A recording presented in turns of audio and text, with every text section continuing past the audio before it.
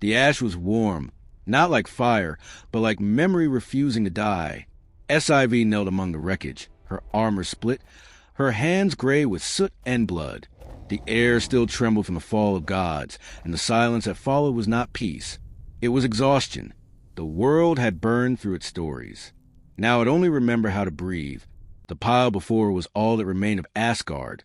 Gold dust turned to sorrow. Divine breath collapsed into Ember.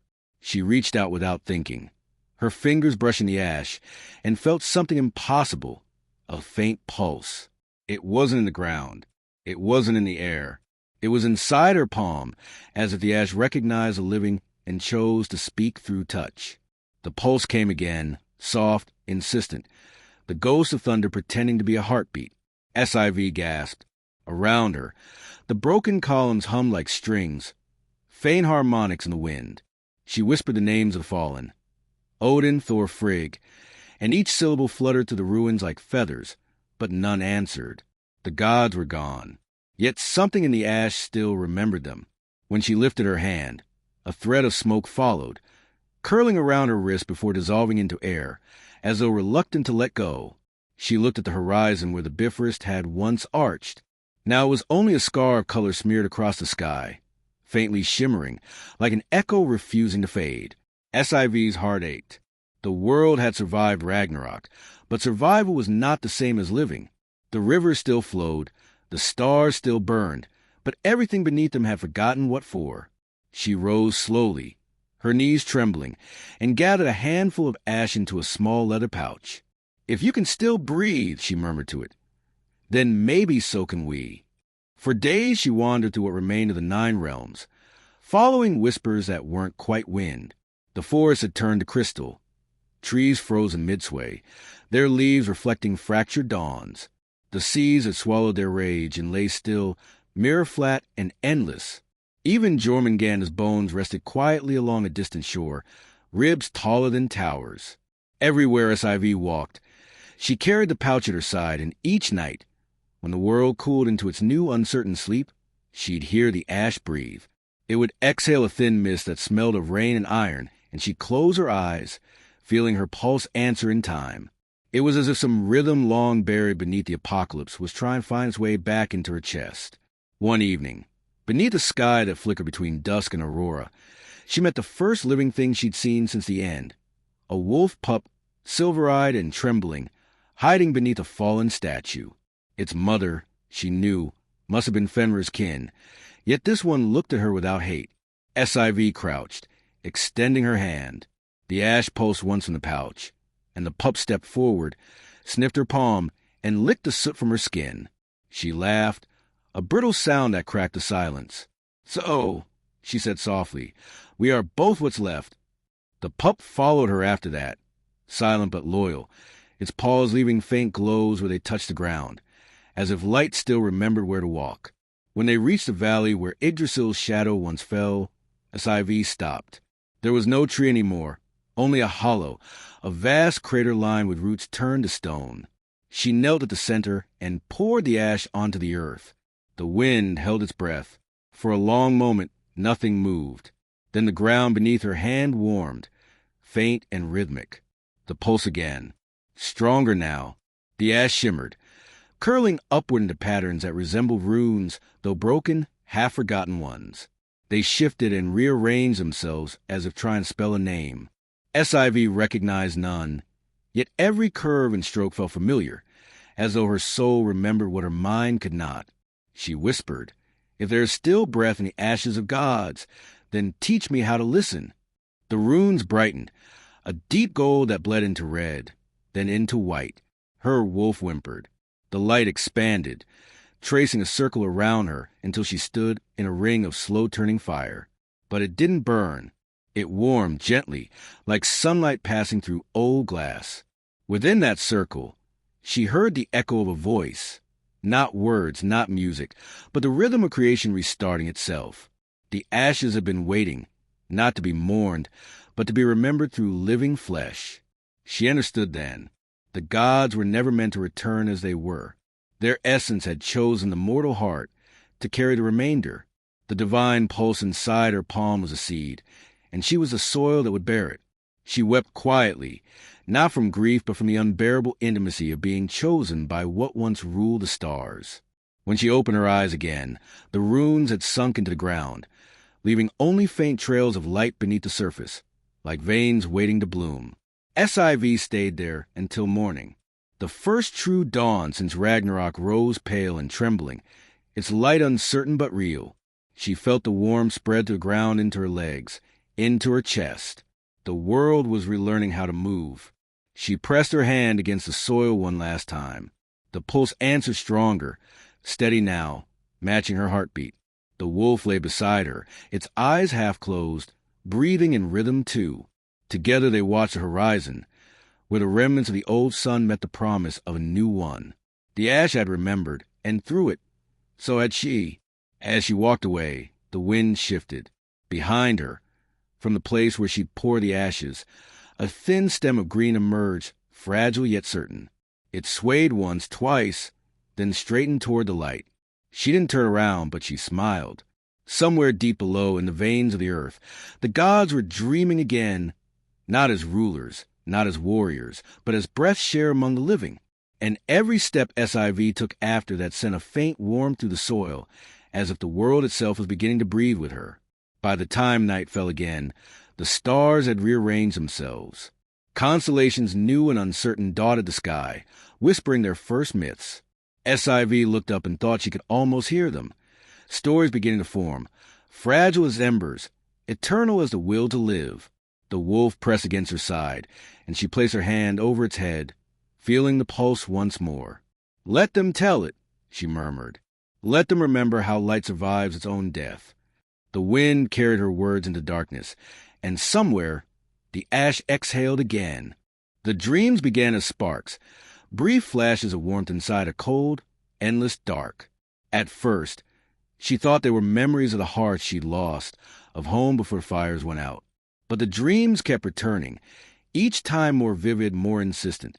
In them, the woman stood before a flame that refused to burn. It rose from no wood, no oil, no offering. It hovered, suspended in air, a column of light that breathed like a creature. The colors were wrong, too alive, too ancient, gold melting into blue, blue dissolving into black that glimmered from within. It made no sound, yet when she stared into it long enough, the air began to shape itself into syllables her waking mind could not hold. Each night she woke before dawn, her skin cold but her heartbeat feverish, the ghost of heat still trapped beneath her ribs. The villagers said she was touched by the gods, that dreams of fire were omens of war or revelation. She said nothing. How could she explain that the flame did not destroy but remembered, that it looked at her as if it had known her for centuries? When she closed her eyes during the day, she could still see it, that impossible shimmer, like a candle made of time itself. Her name was Brynja, though the fire never called her that. In the dreams, she was nameless, only a watcher. The flame spoke, but not in words she could repeat. It spoke in tone, in rhythm, in emotion made soundless. When she listened carefully, she felt the messages in her bones rather than her ears. One night, it showed her a vision, a world of ash and silent oceans, of people wandering without shadows, a world that had forgotten warmth. She woke screaming, the taste of smoke on her tongue, though nothing had burned for years. By day, she worked among ruins, gathering herbs that no longer grew, coaxing embers from damp wood, trying to remind the earth what heat meant. The winters had lengthened. The sun now felt like a rumor.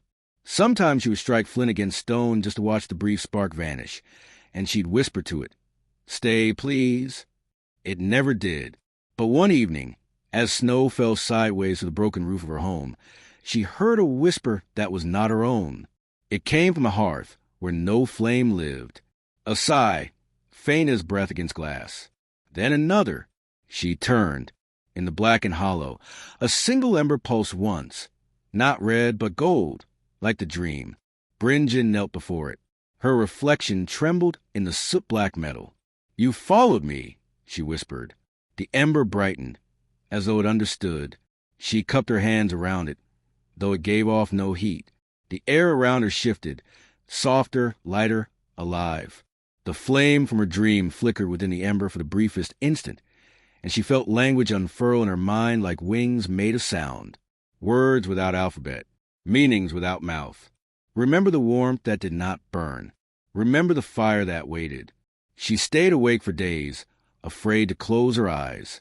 Each time she did, the flame grew closer, filling her thoughts until reality itself began to shimmer. Her neighbors noticed a change, the faint glow beneath her skin, the way frost melted on her footsteps. They whispered she had bargained with something older than gods. When one of them asked what she saw in her sleep, she said, "I see fire learning to be gentle."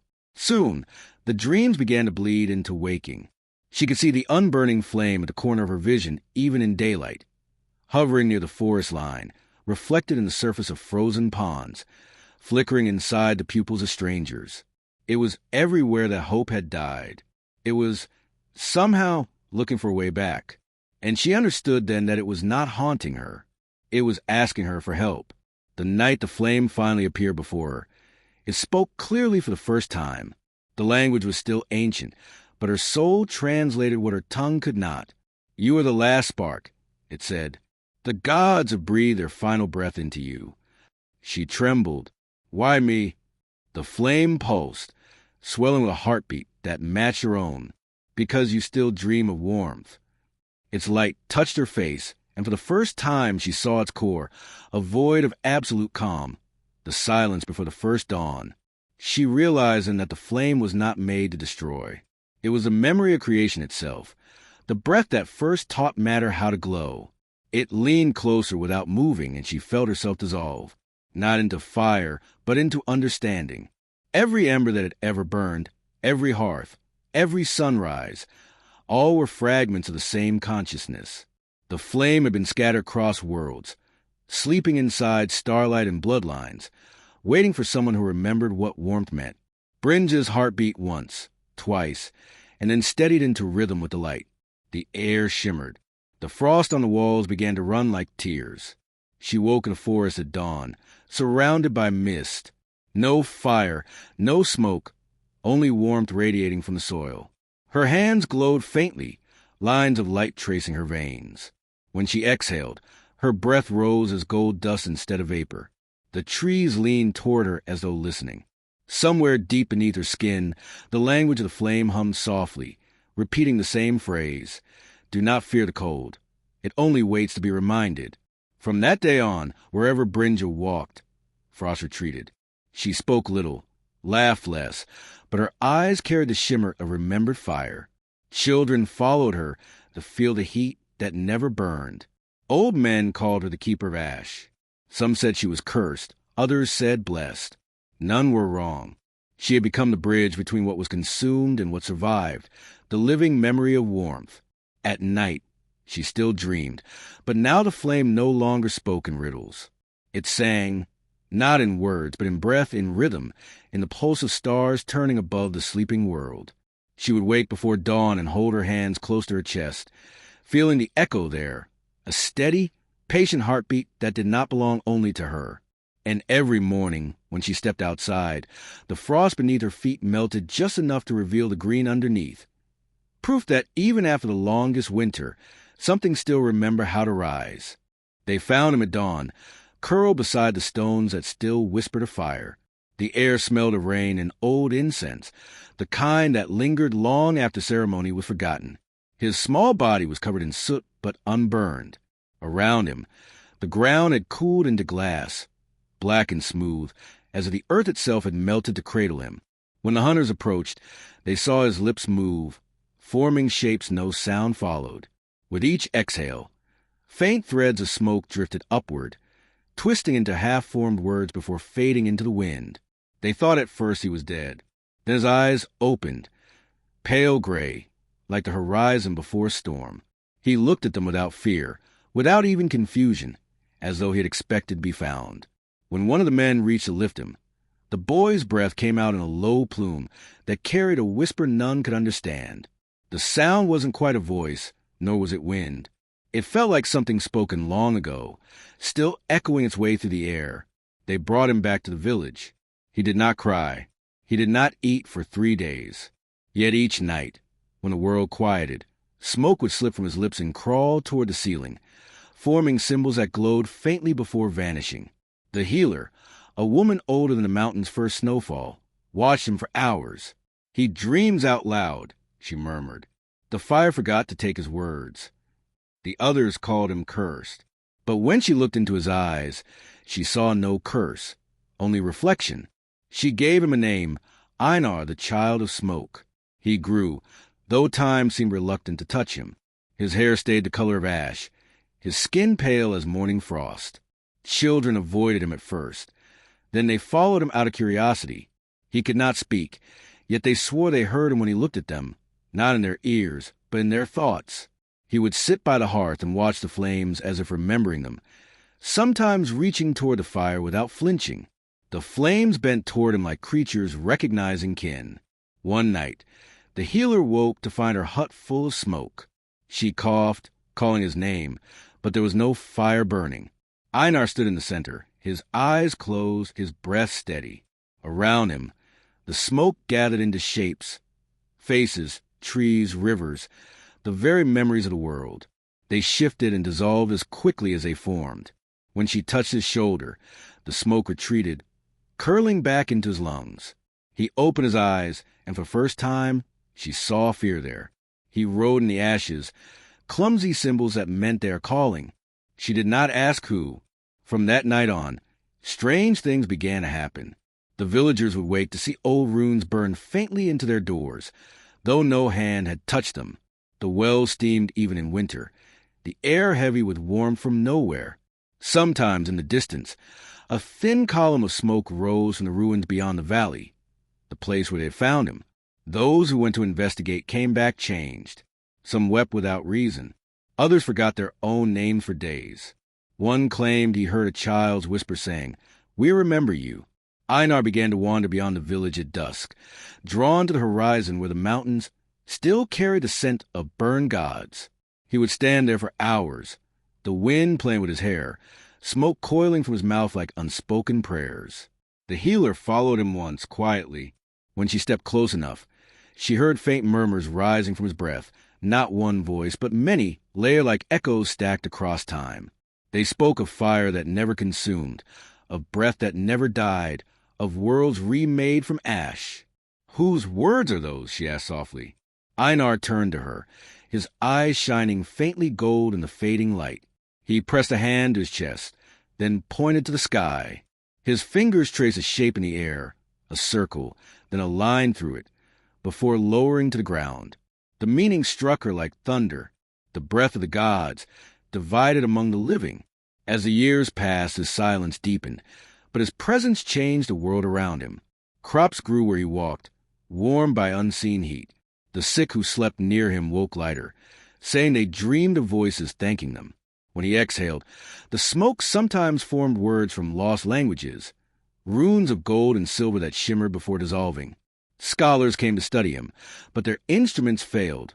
Ink burned dry on their pages, metal warped in their hands. They left whispering that the boy was the last spark of divine breath, the remnant of a god who had chosen to dream through mortal lungs. One winter, a storm struck so fierce it split the valley sky.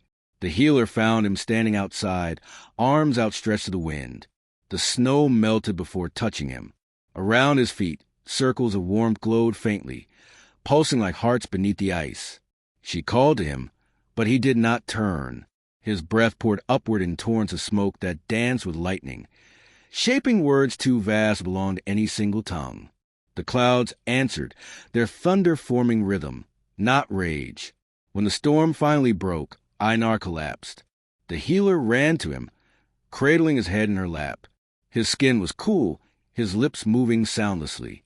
Then one final plume of smoke escaped, swirling above them until it formed the faint outline of a tree, vast, radiant, its roots burning into the horizon. The healer wept. She knew that symbol, Yggdrasil reborn, not a wood, but a memory. Einar's eyes fluttered open, and for the first time he spoke, though no sound left his mouth. His words were carried on her breath instead, spilling softly between her tears. The world is learning to breathe again. Then the smoke dissolved into dawn. When she looked down, the boy was gone, but the earth beneath her was warm, and the air shimmered with whispers that would not fade, wherever the wind passed after that. It carried a faint trace of voice, the echo of a child's exhale, the promise of a world that still remembered how to speak even after silence had claimed it. They came with the night wind, silent as the ashes they were born from. SIV heard them before she saw them, a slow rhythm of breath, like smoke inhaling itself. The sky was moonless, the ground still warm from the day's faint sun, and she knew before turning that the ashen wolves were near, creatures of soot and memory, drawn to warmth as moths are to flame. She felt the pouch at her side tremble. The dream embers within it stirred, as if waking to defend her. The first wolf emerged from the darkness without sound. Its body was made of shifting cinders, its eyes pale hollows that glowed faintly from within. Each step it took left prints that hissed, the earth cooling instantly beneath them. Behind it came others, half visible, like ghosts unsure they still existed. SIV did not retreat. She crouched by the cold fire pit and reached into her pouch. The ashes from her dreams, those sacred remnants of Asgard's breath, shimmered against her skin. She whispered a single word. She didn't know she knew. The air answered. The ember in her palm flared gold, and warmth spread outward, steady and patient. The wolves hesitated. Smoke bled from their jaws, carrying whispers of hunger, confusion, something almost human. "You smell like the old fire," one of them rasped, its voice a vibration more felt than heard. SIV stood tall. "Then you know it can still burn." They lunged together, shadows breaking apart into a storm of soot. She swung her arm, scattering embers that hung in the air like tiny suns.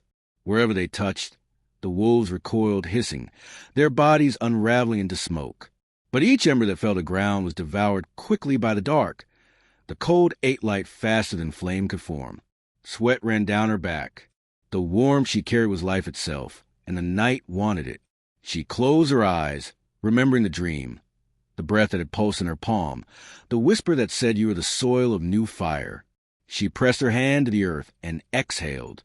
The ember burst outward, not as flame but as light that hummed. A circle of golden mist expanded from her feet, slow but unstoppable. The wolves froze, caught between fear and awe. Their forms flickered, edges blurring into the wind.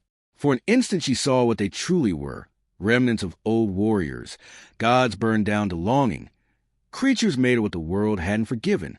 "Go," she whispered, "or remember." The pack shuddered. The leader, a vast shape of mane of red sparks, stepped forward. "We remember nothing," it said. "The warmth forgets us." SIV's heart broke quietly at the sound.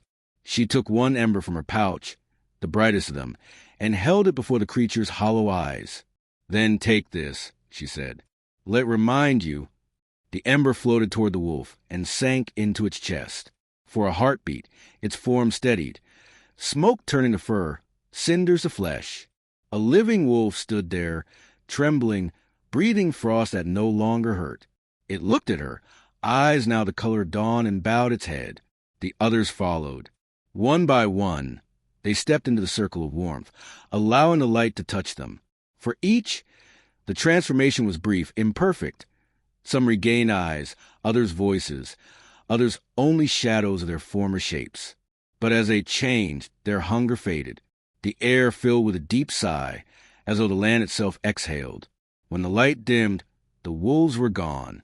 Only soot remained, and prints in the dirt that glowed faintly, pulsing in rhythm with her own heartbeat. SIV fell to her knees, exhausted.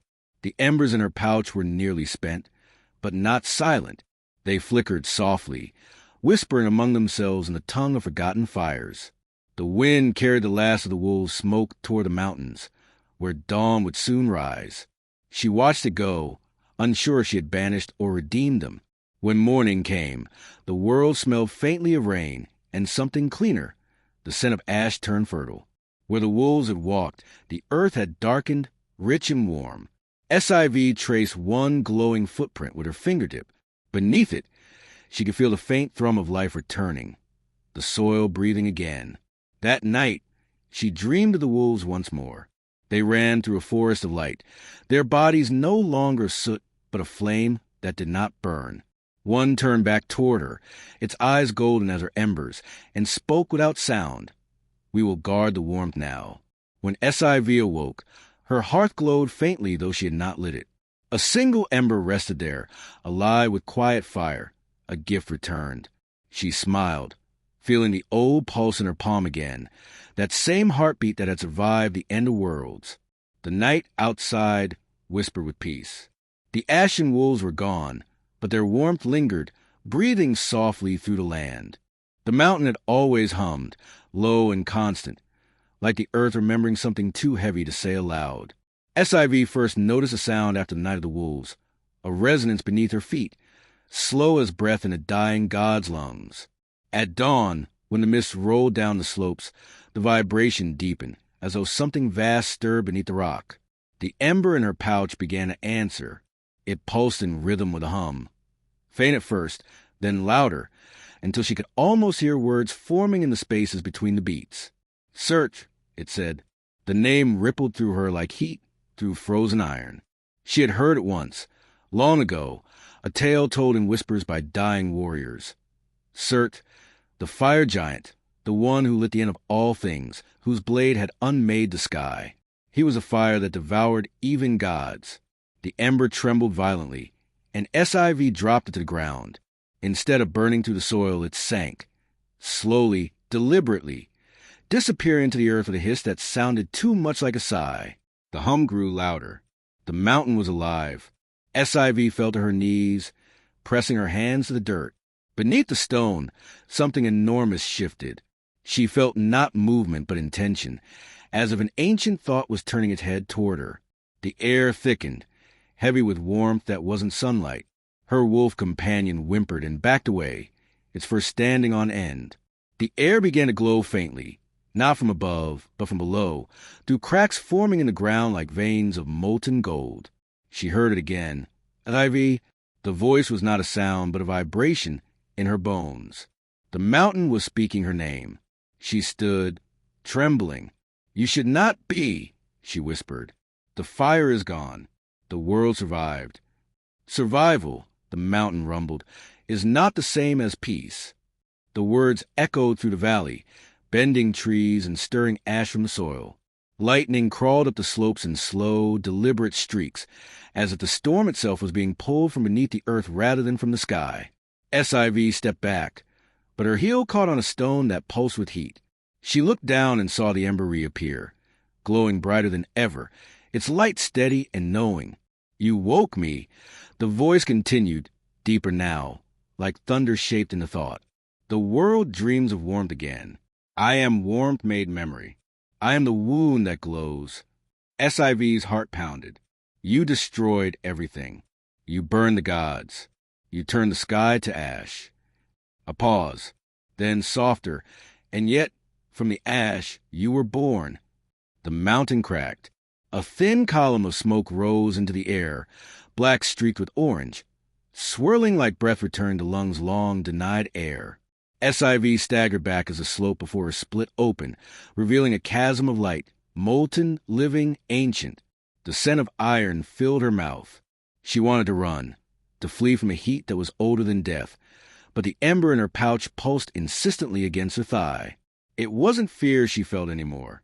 It was recognition. "You remember me," the voice said, almost tenderly.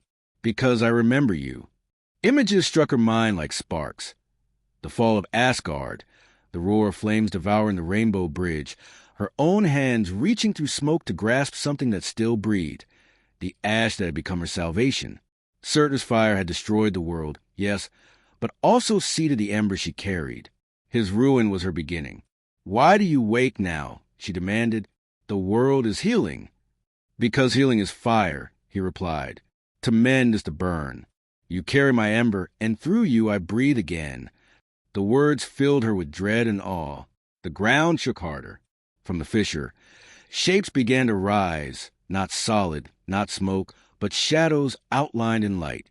They moved like memories learning to walk. Surtur's essence was awakening, not his body, but his force. "I am not your enemy," the voice said.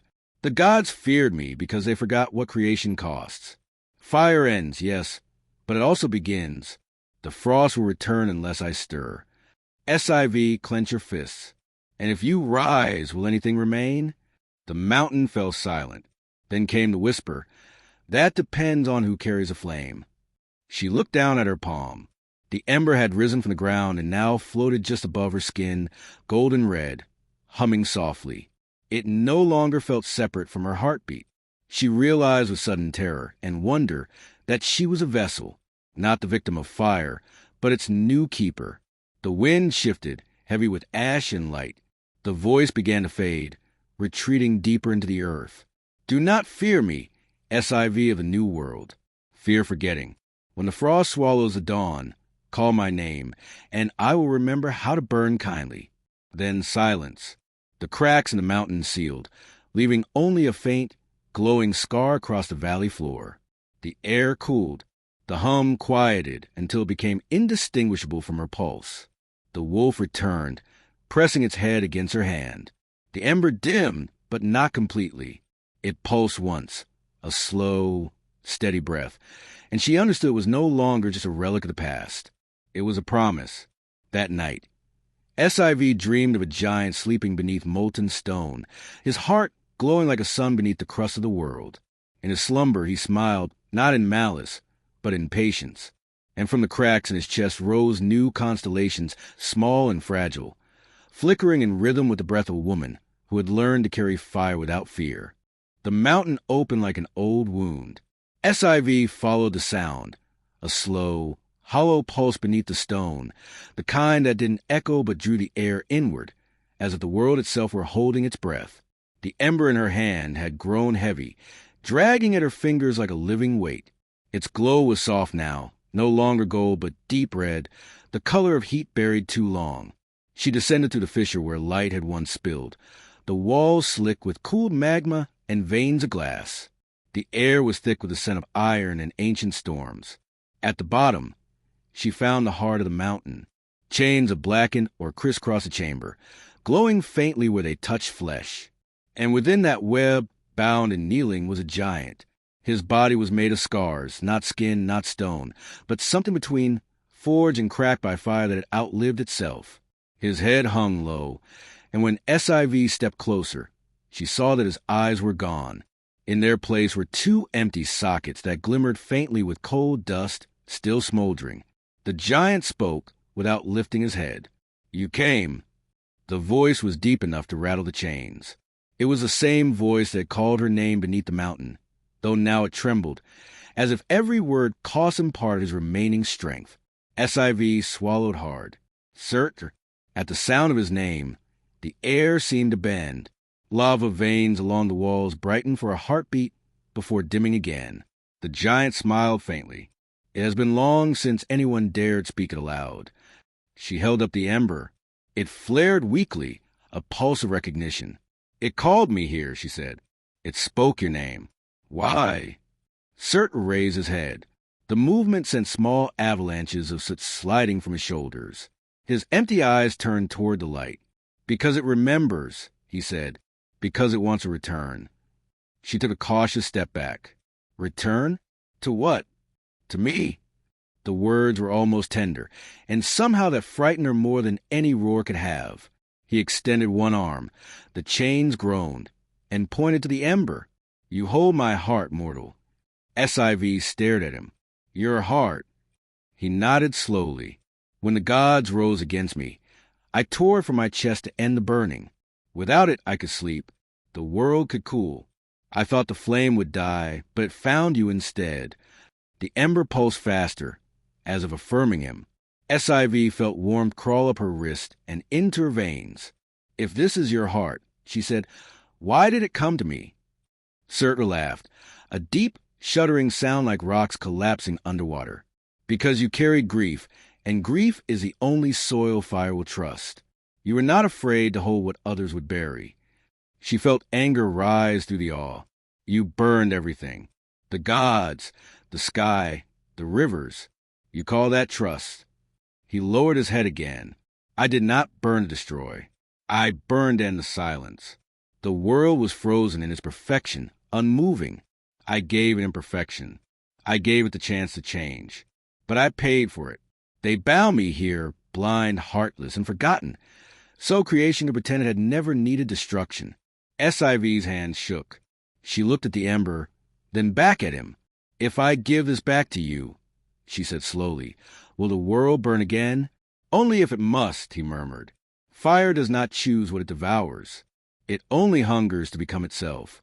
The chains rattled as he shifted, their metal glowing bright orange where his heat touched. But know this, SIV of the ember. Without me, the world's heart slows. Frost creeps again. The gods you mourn will not return, but their silence will. She hesitated. The air between them shimmered, heat and fear blending into something older than choice. The wolf at her side growled low, its first standing against the charged air. What do you want of me? She asked finally. Not release, said the giant. Memory. He lifted his face toward her. The scars along his jaw pulsed with faint light, revealing runes carved into his flesh, not of rage, but of binding. Carry it, he said softly. Carry the heart until the world is ready to breathe again. I cannot burn what I cannot see, and I have no eyes left to watch what comes. You will be my sight. You will decide when fire must rise. SIV looked down at the ember. It glowed steady now, calm, as if listening. A warmth filled her chest that was not pain. You trust me with your heart? She whispered. I gave it to the world once, said Surt, and the world gave it back to you. That is trust enough. The chamber fell silent, but for the slow hiss of cooling rock. She felt the ember pulse once more, a heartbeat in her hand. And then it dimmed, its heat settling deep into her palm. She realized it was no longer a fragment of something else. It was part of her now. When she turned to leave, Surtur spoke again, barely more than a sigh. Do not pity me, little flame-bearer. I have seen the world's first fire, and I have seen its last. The rest is your story. The mountain began to close as she ascended, the molten walls sealing with sound like stone sighing. By the time she reached the surface, the air was cool again, the stars trembling above like sparks refusing to die. SIV looked at her hand. The ember was gone, not vanished, but absorbed, its glow pulsing faintly beneath her skin. The giant's heartbeat was her own now, slow and vast, echoing through her veins. She breathed in the cold air, and for the first time, it didn't sting. Behind her, deep beneath the earth, Surtur exhaled, a long, soft breath that could have been a prayer or a promise. The mountains hummed quieted into stillness, and above, in the trembling constellations, a new star flared briefly red before fading, as if the sky itself had remembered the warmth of forgotten heart. The mountain no longer slept. Every night since her descent, SIV heard its pulse beneath her dreams, a slow, molten rhythm like the earth remembering how to breathe. When she returned to the crater mouth, the air shimmered with unseen heat, though the wind carried snow. Her palm still glowed faintly from where Surtur's ember had fused with her skin. It no longer felt foreign. It felt like a truth she hadn't wanted but could no longer deny. She stood before the sealed rock, and the hum greeted her. A deep vibration moved through her bones, through the soil, through the stars that trembled faintly overhead. She did not speak. She didn't need to. The mountain spoke first. You came back. Surtur's voice rumbled from within. The heart remembers its echo. SIV closed her eyes. You said you would sleep. I did, but sleep is not silence. The air warmed. Tiny flakes of ash lifted from the snow, glowing like embers before fading. I have dreamed, SIV, and in dream I have seen the truth of the gods who once ruled the light. She frowned, gripping the hilt of her knife. Though what use was metal against memory? What truth?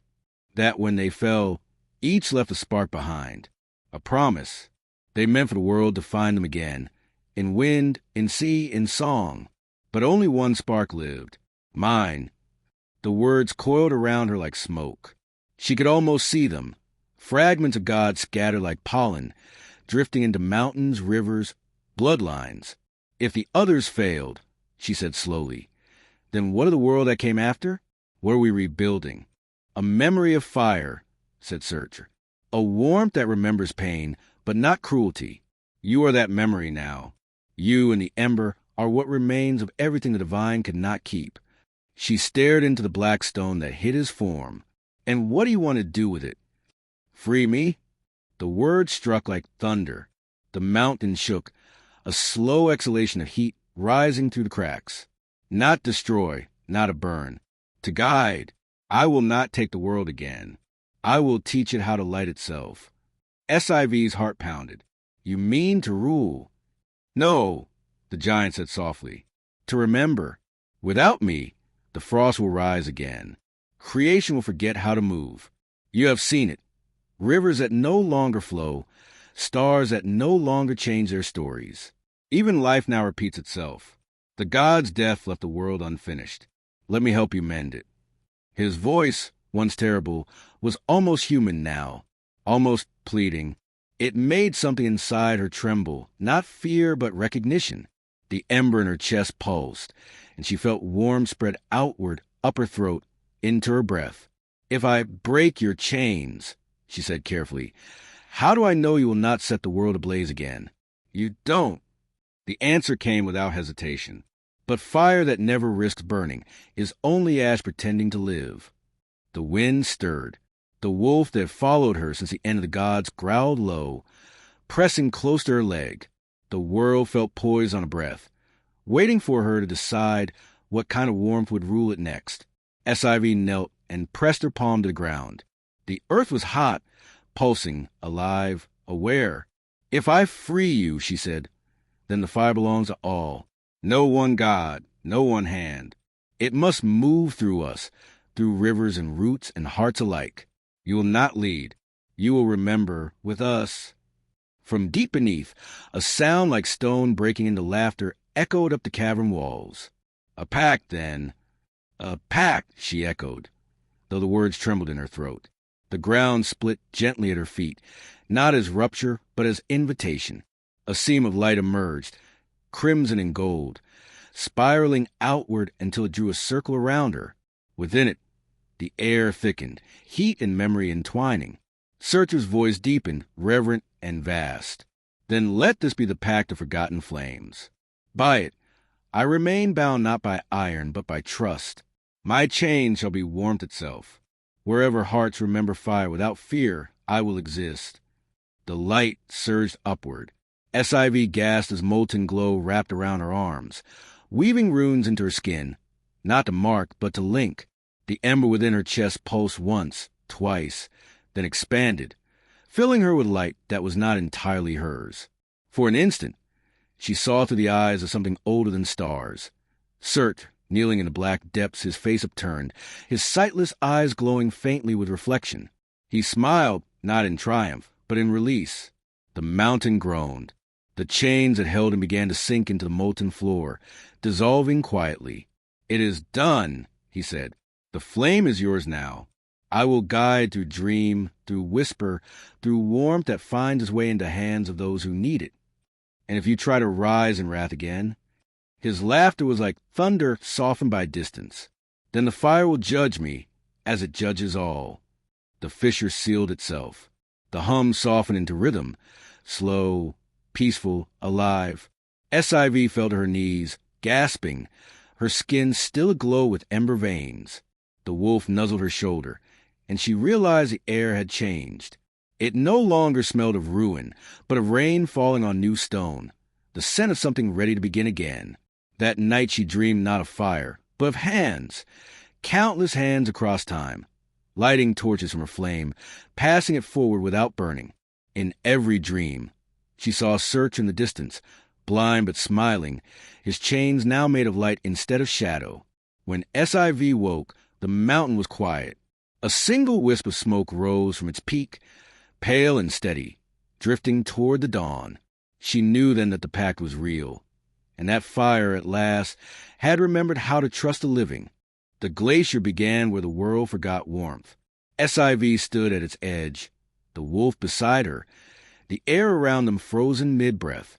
The surface ahead wasn't ice. It was light, locked into form, a vast plain of crystallized thunder that stretched to the horizon. Each ripple of the glacier shimmered, like a memory of a storm trying to move again. Beneath its surface, sparks flickered slowly, alive but trapped, like the pulse of a god imprisoned inside glass. The moment she stepped onto it, the world sang. Not loud, not sharp, but deep resonant, like 1,000 voices humming beneath her feet. The note rose from the ice, passed through her bones, and dissolved into the sky. Each footstep left behind a glowing imprint that faded into concentric ripples of faint sound. The wolf whined, hesitant. Its paws touched the surface and released low tones, softer, more mournful, like the voice of something remembering loss. SIV paused, listening. The melody was not random. It was a pattern, slow and ancient, weaving together like the hymn of a forgotten temple. The glacier was singing back to her. The pack's ember pulsed faintly in her chest, and for the first time since binding herself to Searcher's memory, she felt no heat, only a quiet, steady light. "This is where the gods once walked," she whispered, "where thunder learned to crawl." The voice that answered came not from the air, but from the ice itself, vibrating up through her boots. "No, this is where they fell." She froze. The tone was neither Searcher's nor her own. It was something older, colder, weary. The glacier spoke with the voice of lightning that had burned too long and then been forced to hold still. We sang their endings until silence became our hymn. SIV knelt, pressing her palm against the frozen light. Beneath the translucent surface, she saw shapes, faint outlines of immense forms, as if the lightning had captured echoes of God's midfall, outstretched arms, faces turned upward, wings curled into themselves. It wasn't a glacier, it was a memory petrified. The frost hummed as if aware of her gaze. "What do you want from me?" she asked softly. The song shifted, growing warmer for a moment, then fracturing into dissonance.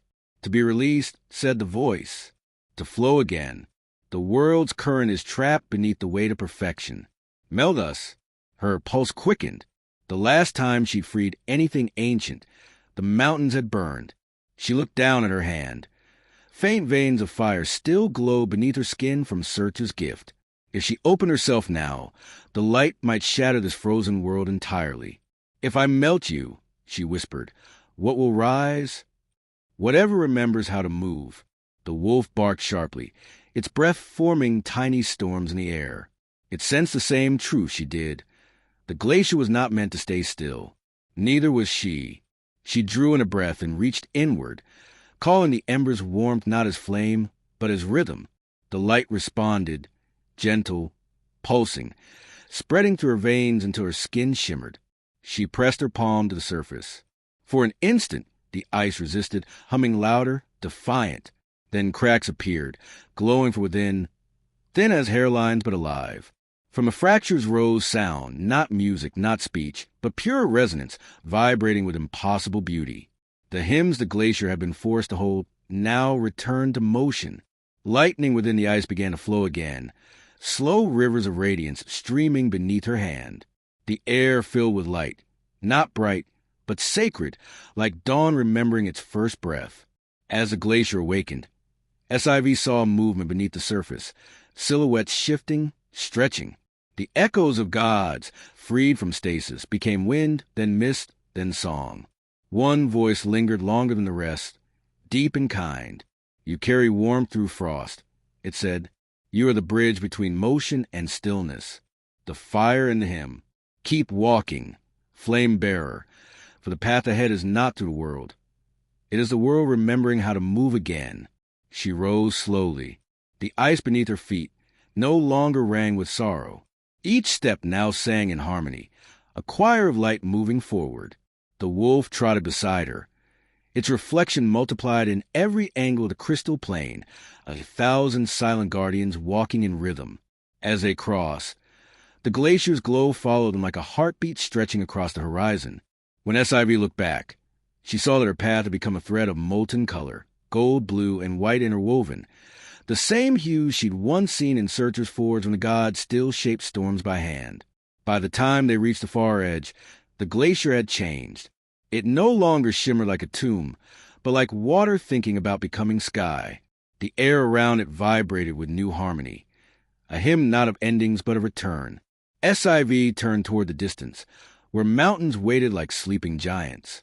The ember inside her chest flickered softly in time with the glacier's rhythm, as if recognizing kinship. The world's heart was beating again. She smiled faintly. "You remember, too," she said to the light beneath her. The glacier answered with one final tone, a clear, bell-like sound that lingered long after silence returned, a promise carried on the cold wind. "We remember, and we will move with you." The river ran through the valley like a scar, wide and slow, glimmering faintly beneath the fractured light of the sun that seemed unsure it still belonged to the sky. It was not water that flowed there, not entirely. The surface was dark, too thick, too deliberate in its movement. SIV knelt at its edge and saw her reflection flicker between faces. Her own younger, her mother's mother's, each appearing for a breath before dissolving into ripples of black glass. The river smelled of ash and iron, and every now and then something beneath it sighed, as if the current itself were exhaling the past. The wolf whined softly, refusing to go near.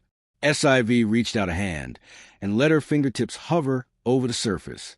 It was cold, but not the cold of ice. This was a cold of things forgotten too soon, the chill of history that never finished dying. She pulled her hand back, and a thread of darkness clung to her skin for a moment before sinking back into the flow. The air was silent here. No birds, no wind, only the sound of time moving the wrong way. She could feel it. Every heartbeat in this place pulled backward. The river was unspooling memory, taking what once was and sending it upstream into light instead of shadow. She closed her eyes and listened. The current whispered in tones too low to be words, but their meaning pressed against her mind like a remembered song. What burns is never gone. What ends is never still.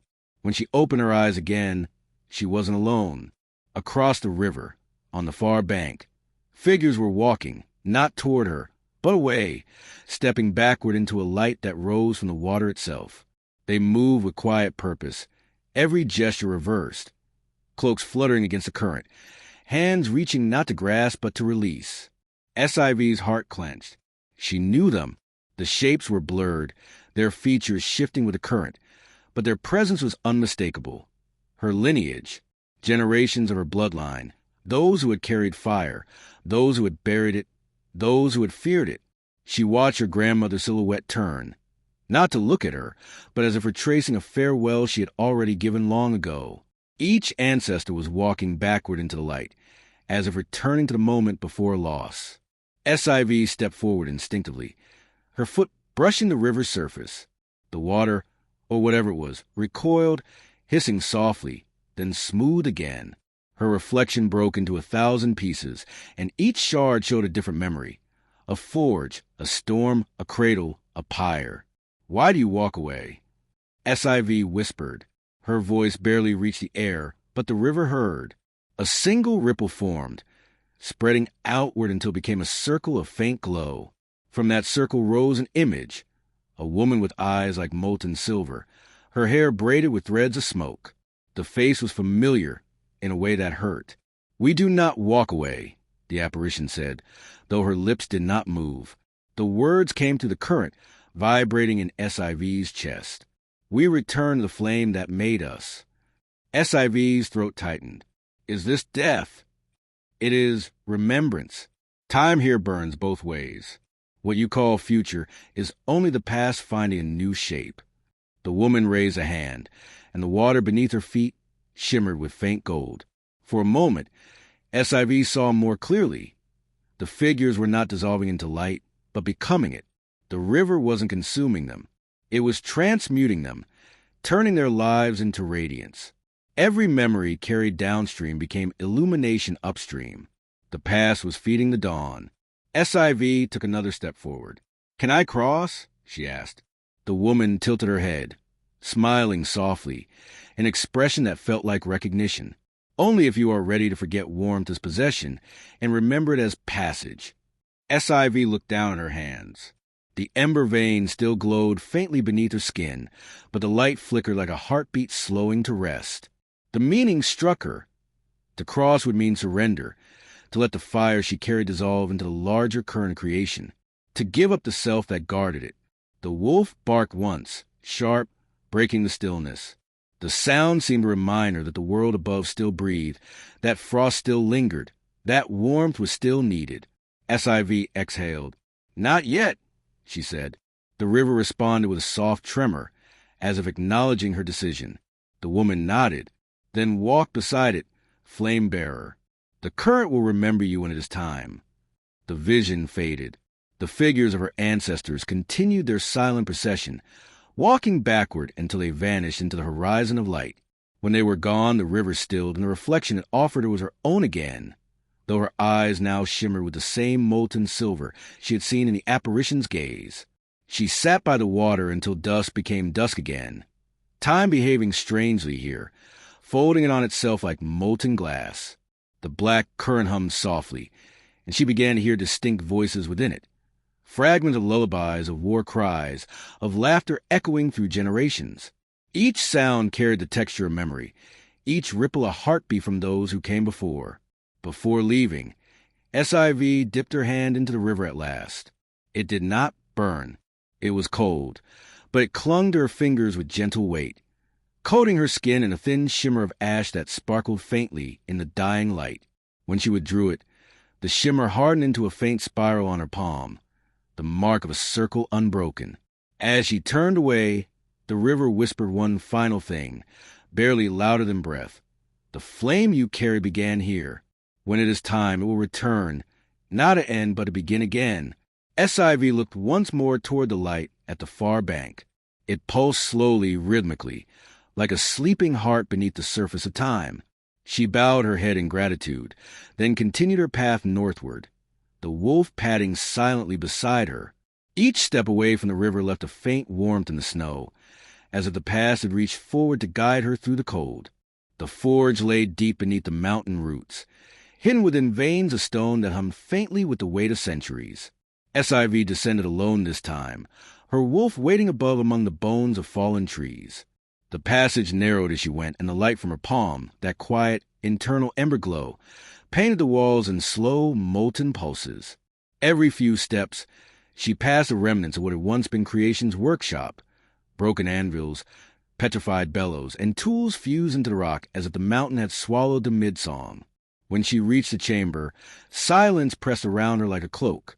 The forge was vast, domed, and blackened, its walls rippled with metal cooled in unnatural shapes, waves, spines, echoes of motion trapped mid-breath. No fire burned here. The hearth was nothing but a bowl of obsidian filled with dust. Yet the air vibrated faintly, as though sound itself had been forged once and left behind. SIV stepped closer. Her boots rang lightly against the stone floor, and each step left behind not an echo, but a note, clear, metallic, resonant. She froze. The chamber sang back to her. The vibration built slowly, harmonizing with her heartbeat, until the entire space pulsed with a rhythm too measured to be random. She realized the forge was not dead. It was listening. "This place remembers work," she murmured, her voice trembling into the vastness. The walls shimmered faintly, their surfaces shifting like old metal catching memory.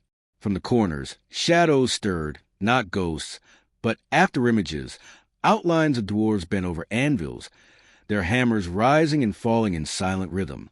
There was no fire in their movements, no heat, only sound, the echo of creation itself. Each strike sent a shimmer through the air, a vibration that twisted into form before vanishing. SIV approached the hearth. The bowl of obsidian was cracked, veins of dull silver running through it like scars. She set her hands on its rim, feeling the faint pulse within. "You remember what it was to make," she whispered. A low hum answered, one long tone, resonant and steady. She felt it through her bones. The forge did not need flame to shape. It shaped through resonance. Fire had been its memory. Sound was its soul. She reached into her cloak and drew out the shard of metal she had carried since the pact, the fragment that had held Surtur's ember before it fused with her. It was cool now, dull, no longer pulsing. She laid it in the center of the hearth. The hum deepened immediately, as if the forge recognized an old friend. The sound spread to the chamber, climbing up the walls, gathering in the dome overhead until it became a single note of unbearable clarity. Then the metal began to move. It didn't melt, it remembered. Its surface softened into ripples of sound, shimmering with tones that SIV could feel in her teeth, her ribs, her spine. The forge around her joined in, every wall resonating, singing a language without words.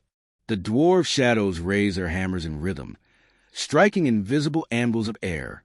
Each silent impact sent a visible vibration into the shard, shaping it. SIV closed her eyes and let the sound move through her. In her chest, the ember answered.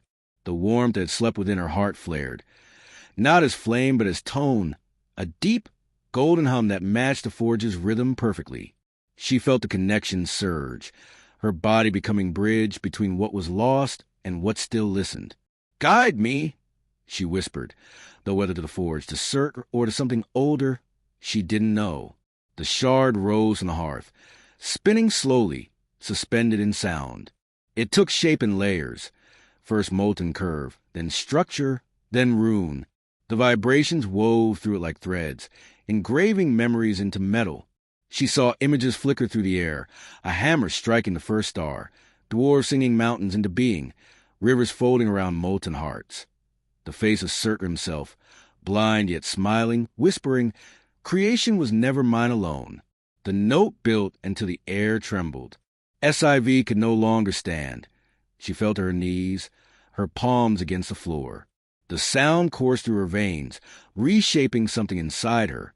Then, suddenly, it broke, not violently, but as a wave receding after reaching its perfect crest. Silence returned. In the hearth, the new vessel rested, a small, circular shape no larger than her palm. It gleamed with a color that wasn't metal.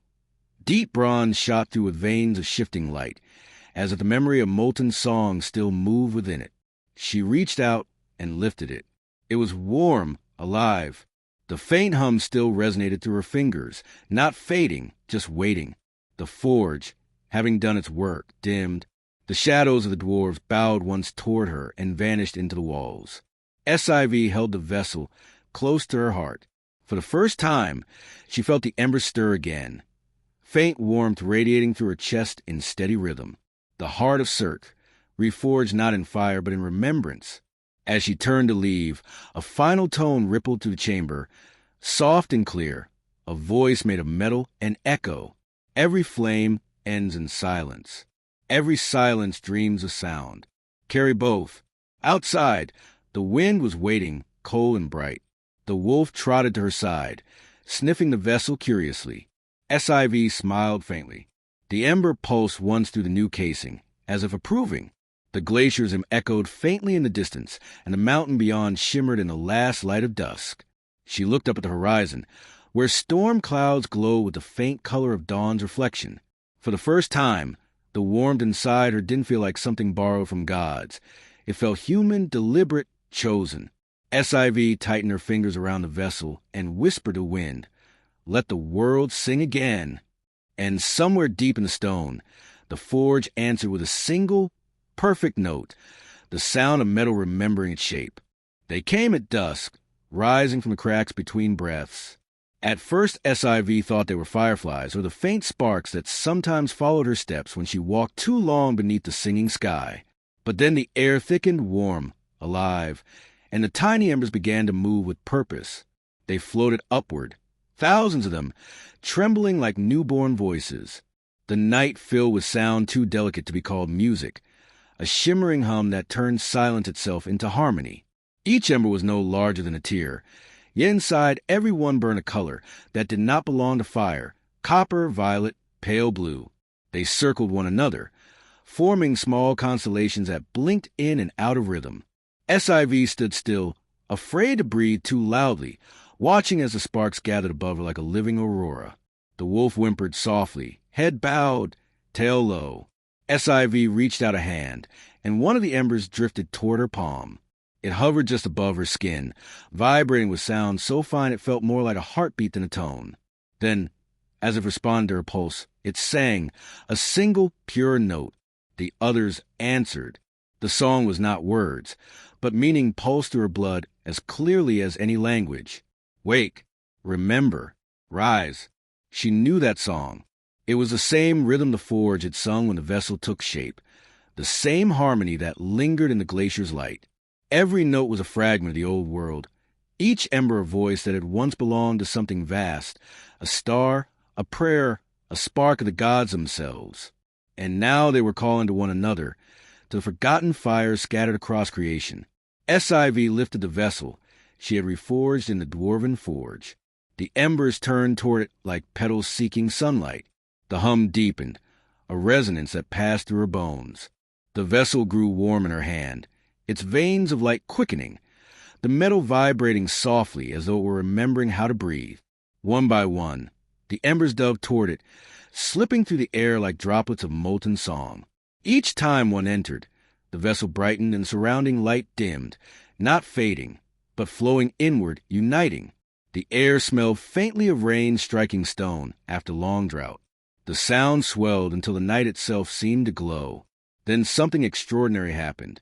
Far above, in the cold vault of the heavens, the stars, long dead, dim remnants since the world's last burning, flickered. A few at first, then more, as though the sky were waking from centuries of sleep. The embers' harmony reached upward, threading through the void, weaving tone into the dark. SIV looked up, and for the first time since the fall of the gods, the constellations changed. They rearranged themselves slowly, shyly, no longer the frozen symbols of old battles, but new shapes. Hands reaching, rivers flowing, a wolf beside a woman holding light in her palm. SIV's throat tightened. The universe was remembering itself. The vessel in her hand glowed so fiercely she thought it might shatter. She could see within it not flame but motion, a swirl of tiny lights, countless voices singing in unison. They were not bound. They were alive, dancing within the forge-born shell, as though testing what it meant to exist again. She whispered, "You're not fire anymore." A low chord answered, beautiful and sorrowful. The sound pressed against her chest like a heartbeat not her own. "We are what comes after fire." The wolf howled, not in fear but in echo. Its voice blended with the harmony above, a mortal sound meeting celestial tone, and for a moment the world seemed to hold its breath in awe. The river, the glacier, even the distant mountain where Surt slept, all pulsed once with faint light, as if answering the call. SIV fell to her knees, tears cutting bright tracks through the soot on her face. Around her, the embers that hadn't joined the vessel gathered into spirals, swirling gently until they became patterns of breath and rhythm. The night sky itself shimmered like metal remembering heat. When the last note faded, silence returned, but it was no longer empty. The world hummed beneath it, steady, awake. SIV looked down at the vessel. It no longer burned in her hand. Instead, it glowed like a living star, its pulse synchronized with her own. In the sky above, the newborn constellations continued to flicker, timid and beautiful. Somewhere among them, one burned slightly brighter, a red spark, steady and kind. Surtur's heart, reborn as a promise. The wolf pressed its head against her shoulder. SIV smiled faintly, exhausted but certain. The choir of sparks had sung the world back into motion, not through destruction, but remembrance. Every light, every sound, every breath was part of the same great hymn now, one that would never again belong only to gods. She whispered to the stars, her voice carrying like smoke through the dawn, "Sing while the world still listens." And far away, to the folds of creation, the sparks answered, soft, endless, radiant, a song of light learning to live again. The world now felt new, the silence after a song that had finally remembered its last verse. The choir of sparks floated higher, their glow softening into constellations that hummed faintly above SIV's head. The vessel in her hand pulsed in rhythm with their song, slower now, content, like a heartbeat at peace. The ground beneath her shimmered faintly, and she could see the traces of light winding down into the soil, feeding the world that had once forgotten how to breathe. The wolf lifted its muzzle toward the sky and exhaled, a puff of frost dissolving into the warm air. The stars above flickered in answer. The song wasn't gone. It had simply changed form. SIV stood, the vessel still warm in her hand. She looked toward the horizon, where the glacier's glow met the river's dark shimmer. Every step she'd taken, through ash, through ice, through memory, had led here to the moment when the world itself began to hum again. The embers had sung not to her, but through her. She closed her eyes and whispered a quiet vow, not to God or giants, but to the living rhythm beneath her feet. Let there always be song where there was silence. Let every light remember why it was born. From somewhere deep within the earth, faint and slow, came the answering breath of search. The old fire stirring once more, not in wrath but in wonder. The choir's final note lingered in the wind, a whisper that would outlast mountains. The flame is not what burns, it's what remembers warmth. And so the night passed into dawn, golden and fragile. The dead stars shone again, and the world at last began to dream forward. The dawn came trembling, hesitant as if unsure whether it had the right to return. SIV stood at the edge of the valley, the wolf at her side, the vessel of light in her hands. The choir's song had faded into morning air, leaving behind a silence that felt too alive to be called stillness. The earth no longer slept. It listened. The horizon glowed faintly with the promise of something unfinished. Then, from within the soft haze of rising mist, the boy appeared. He was as she remembered him, the smoke child, the one found long ago sleeping beside burned stones, whose breath carried words he could not say. Yet now his body shimmered faintly, as though he were woven from the same glow that had awakened the stars. His eyes were mirrors of the forge's light, and his steps left no mark on the soil. He walked toward her in silence. The air around him pulsed faintly, each beat matching the rhythm of the ember inside her chest. SIV felt warmth gather beneath her skin, old fire stirring, as if recognizing kin. When he stopped before her, the wolf whined softly and lowered its head, not in fear but in reverence. The boy looked up, his lips parted. For a heartbeat, nothing happened, only the soft hum of wind passing through the valley. Then a sound emerged, small and fragile, but carrying the weight of worlds. Kindle. The single word rippled outward, visible in the air like a ring spreading across still water. It passed through SIV, through the wolf, through the mountains and the sky beyond. Wherever it touched, the world trembled, not in terror, but in awakening. Frost melted on distant peaks. Trees exhaled clouds of steam. Rivers stirred as if remembering how to flow. SIV staggered back, clutching the vessel. The light within it flared, answering the boy's voice. The ground beneath them pulsed with rhythm, the same heartbeat she felt when Surtur had first stirred beneath the mountain. But this was gentler, smaller, infinitely more precise. The child had not spoken destruction. He had spoken renewal. The word itself seemed to hang in the air long after it was uttered, echoing through stone and bone alike. Kindle. SIV fell to one knee. "What did you do?" she whispered. The boy tilted his head, his gaze calm, ancient. "I remembered." His voice was soft now, more air than sound, but every syllable carried warmth. The fire that ended everything was waiting to begin again. "I just reminded it try." The wolf pressed against SIV's shoulder, trembling as faint sparks lifted from its fur. They rose into the air and joined others drifting up from the ground, from the trees, from the river itself. Tiny embers bore not a flame, but a motion. All across the valley, the world was lighting itself, not burning, but glowing. An awakening of warmth from within matter, as though life itself had rediscovered its pilot light. The boy smiled faintly. Smoke coiled from his mouth, forming shapes that danced briefly, wolves, trees, stars, before dissolving. "It's not fire anymore," he said, echoing words SIV herself had spoken once. "It's the memory of warmth finding form." SIV rose slowly, her eyes wet, her body humming with resonance.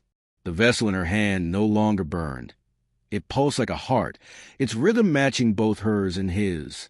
"Then this is what we've been carrying," she said softly. "Not a weapon, a seed." He nodded. "Fire taught the world how to die. Now it will teach it how to live." The wind shifted, carrying the faint scent of rain and iron. High above, the newly reborn stars dimmed slightly, as if bowing to the coming day. The wolf howled once, a sound that rippled across the horizon, not mourning but celebration. SIV looked at the boy. His outline was beginning to blur, the smoke in him thinning, as if he were becoming part of the very air he had awakened. "Where will you go?" she asked. "Everywhere," he said, smiling. "Every spark that ever dared to exist carries my voice now." Whenever something kindles, I'll be there. He reached out and placed a small, cool hand on hers. The contact was brief, but it left behind a faint glow, the mark of a spiral, echoing the symbol the river of charred time had pressed upon her palm. Then he stepped back. The light inside him scattered, thousands of tiny embers rising, singing faintly as they went, merging with the dawn until nothing remained but warmth.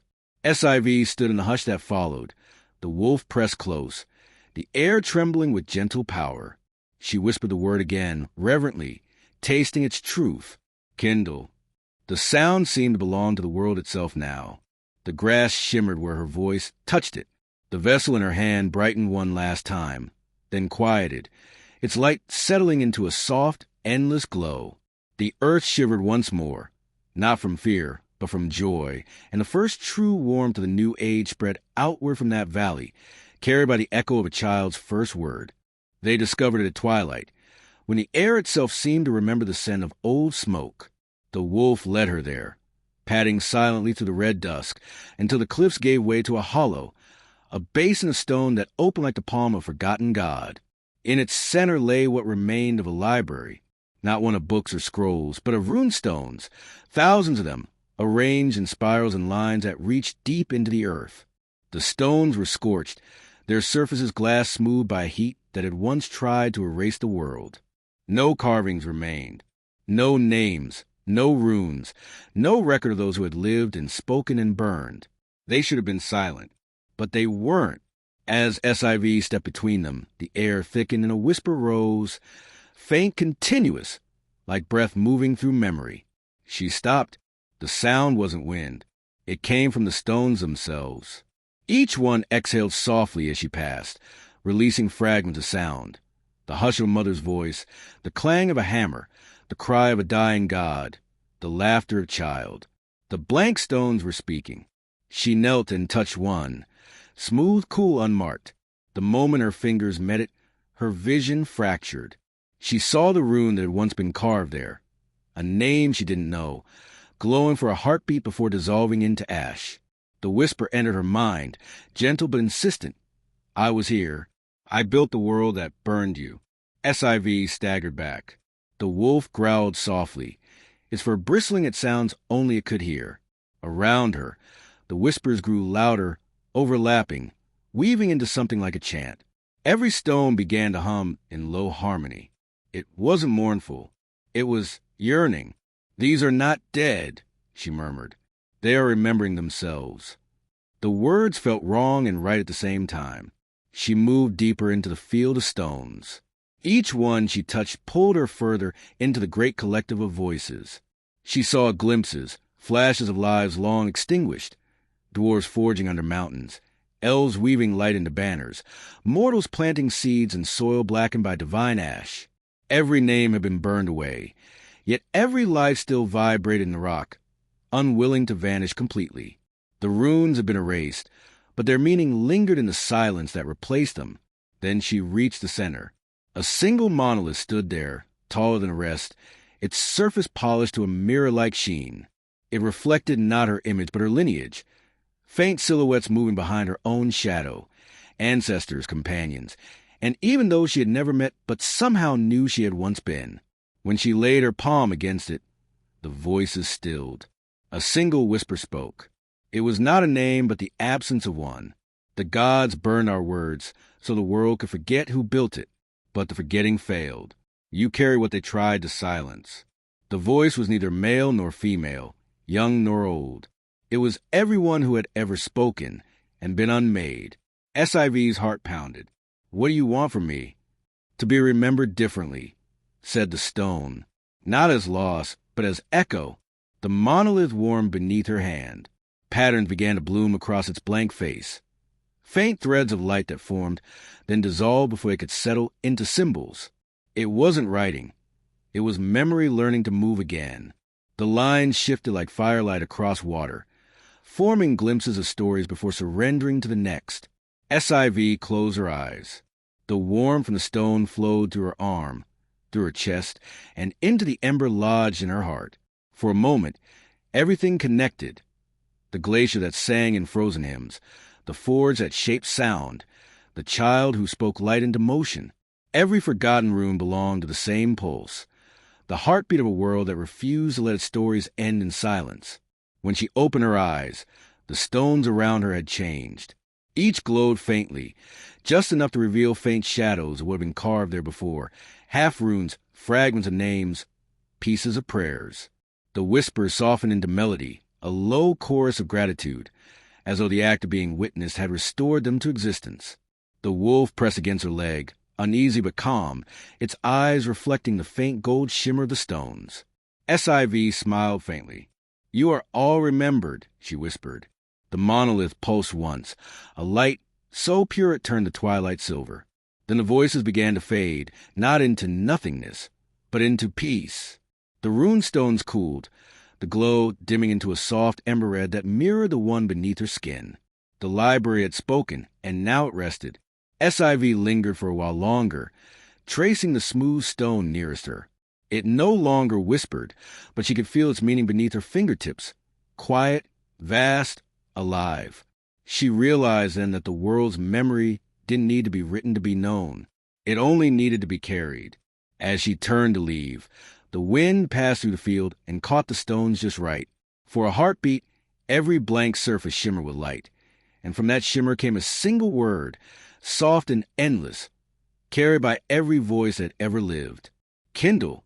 SIV bowed her head and walked on, the wolf following close behind, as the library of burned names settled once more into silence, a silence that glowed. It began as a shimmer on the horizon, a line of light too constant to be water and too fluid to be metal. SIV and the wolf approached cautiously, the air around them thick with the scent of iron and rain. As they drew nearer, the landscape revealed its wound, a vast, flowing expanse of liquid metal stretching from mountain to mountain, a river not born of nature, but of surrender. Its current glowed white-hot at the center, fading to amber and deep red near the edges, where steam rose like the breath of ghosts. She stopped at its bank. The ground beneath her boots had been fused into glass by centuries of heat. Beneath that glass, SIV could see shapes, hilts, crossguards, fragment of armor, and shards of broken blades, all half-buried, all softened into anonymity. What had once been war now moved like slow fire, undistinguished and unarmed. The wolf whimpered, lowering its head. Even it seemed to sense the gravity of the place. "This is where vows died," SIV whispered. Her voice was swallowed immediately by the heavy air. Every sword ever raised in rage melted here, every oath that fed the flames of battle. She crouched and dipped her fingers into the metallic current. It was warm, not searing, and alive with vibration, a humming resonance that traveled up her arm and into her chest. The river sang, not a melody, not words, but something older, the harmonic echo of metal remembering every hand that had ever gripped it. When she closed her eyes, she saw them, warriors of every age, their shadows flickering above the molten stream.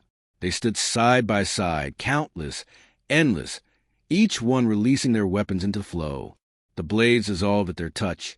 The oaths burned clean, and with each surrender the river swelled. "What do you want from me?"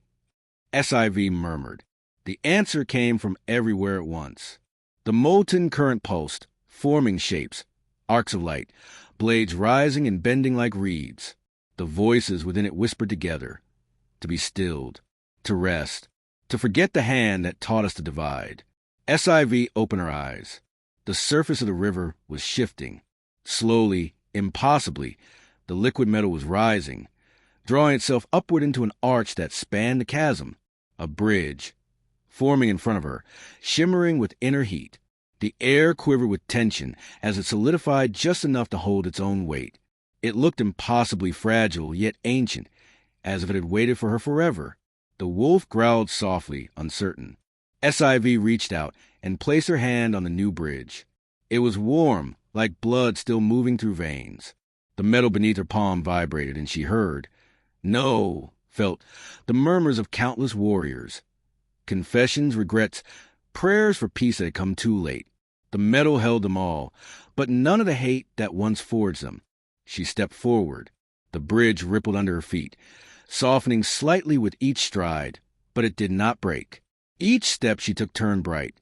then cool behind her, sealing into place like memory choosing to stay quiet. The wolf followed hesitantly, its paws leaving trails of faint gold. Halfway across, the heat intensified. SIV stopped. The air shimmered, and from the center of the river rose a figure. Tall, faceless, its body formed from the same molten metal that flowed beneath. It held no weapon, only an open hand. SIV's breath caught. "Who are you?" Its voice was a vibration in the metal, deep and steady. The oath that undid itself. The will that broke, so others could breathe. She swallowed. "You ended the wars?" "I tried, but even peace must melt the steel that built it. My work remains unfinished." The figure extended its glowing hand toward her. "You carry the Ember. You have heard the names of the burned. Now carry silence across this bridge, and remember what it costs." SIV hesitated, then reached out. Her fingers met the molten hand, and for a moment she saw everything. The clash of armies, the forging of swords from the bones of stars, the first spark that taught men how to kill and how to protect. Then she saw it dissolve, all of it melting into one endless current of molten light. The figure released her. "The bridge will cool when your heart does." Then it sank back into the river, leaving ripples of white fire in its wake. SIV exhaled, trembling. The wolf pressed against her leg, its fur damp with mist. Together they crossed the final stretch. Behind them, the river slowly began to dim, the molten current solidifying into a quiet plain of mirrored steel. In its reflection, she saw not faces of warriors, but waves of light, calm, unbroken, alive. When she reached the far bank, the air cooled. She turned back once. The bridge shimmered in the twilight, no longer liquid, no longer flame, a single, shining scar stretching across the valley. SIV touched the vessel at her chest. The ember within pulsed gently, steady, like a heart learning peace for the first time. She whispered to the cooling bridge, "Rest. Your war is over." The metal hummed one last time, a sound like a sigh escaping centuries of armor, and then fell silent. The world, for that moment, fell whole. The valley burned, though nothing within it lived. From the ridges above, SIV saw the crater stretching for miles, a basin of molten glow pulsing faintly beneath the skin of blackened earth. Even from this distance, she could feel the warmth rising in slow, sorrowful breaths, not fierce like fire, but steady, like grief that refused to fade.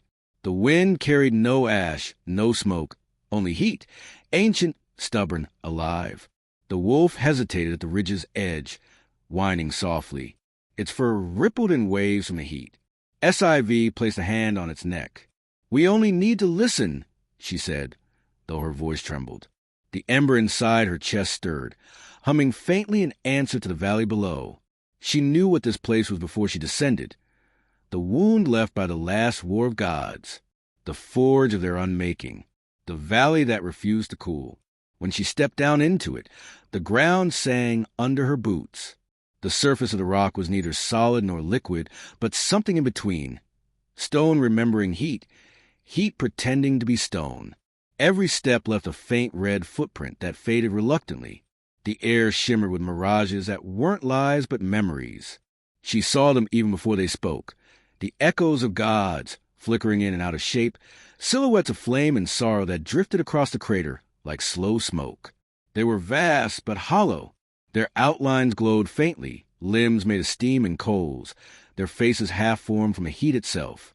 Each one moved without direction, repeating gestures long devoid of purpose, reaching, kneeling, covering eyes that no longer burned. They looked less like beings and like memories of guilt-given body. When SIV spoke, her voice came out as a shimmer. "You could not die." One of them turned toward her, a shape tall as a tower, its chest cracked open, revealing a slow pulse of molten gold. Its voice rumbled through the air like the echo of mountains collapsing. "We ended. Ending and dying are not the same." "Then why remain?" The heat flared slightly, and the crater brightened. "We were fire made will. When the will broke, the fire stayed." The figure extended one arm, its hand breaking apart into threads of glowing dust. "We made a world and called it perfect. When it burned, perfection stayed burning. It will not cool until it learns how to forgive itself. SIV swallowed hard. And what am I to you? The warmth that did not consume. The ember that learned to listen. She stepped closer, though the air trembled so violently it blurred her sight. The giant's outline wavered in its eyes, twin furnaces dimming and brightening with each word. She saw grief older than creation. The other gods, too, turned toward her, their forms flickering in silent acknowledgement. SIV's voice broke. You are the ones Surt burned. The valley groaned. The heat surged as if in response. He burned us because we were frozen. We curse him for it. But his flame was the only thing that ever moved us. We died clinging to stillness. He sleeps now, heartless, while we wander inside the wound we made. She felt tears dry before they could fall. Then let me carry your warmth too. Let it rest. A murmur passed through the crater, a wave of heat, not angry but uncertain, like the breath of something waking from centuries of regret. The god shapes blurred, their light pulsing irregularly. Rest is not what we seek, said the first. Rest means forgetting. We ask to be remembered as motion, not perfection, not power, but the fire that learns sorrow. SIV nodded. Then I will remember you as that. The ember within her chest flared, and the vessel at her belt responded, singing faintly, a deep metallic hum that rolled across the valley. The air quivered, the heat rising higher, and the gods' forms began to unravel, not dying, but softening, their light separating into rivers of color, streaming upward into the darkening sky. Each fragment became a small, slow star, glowing red and gold and white.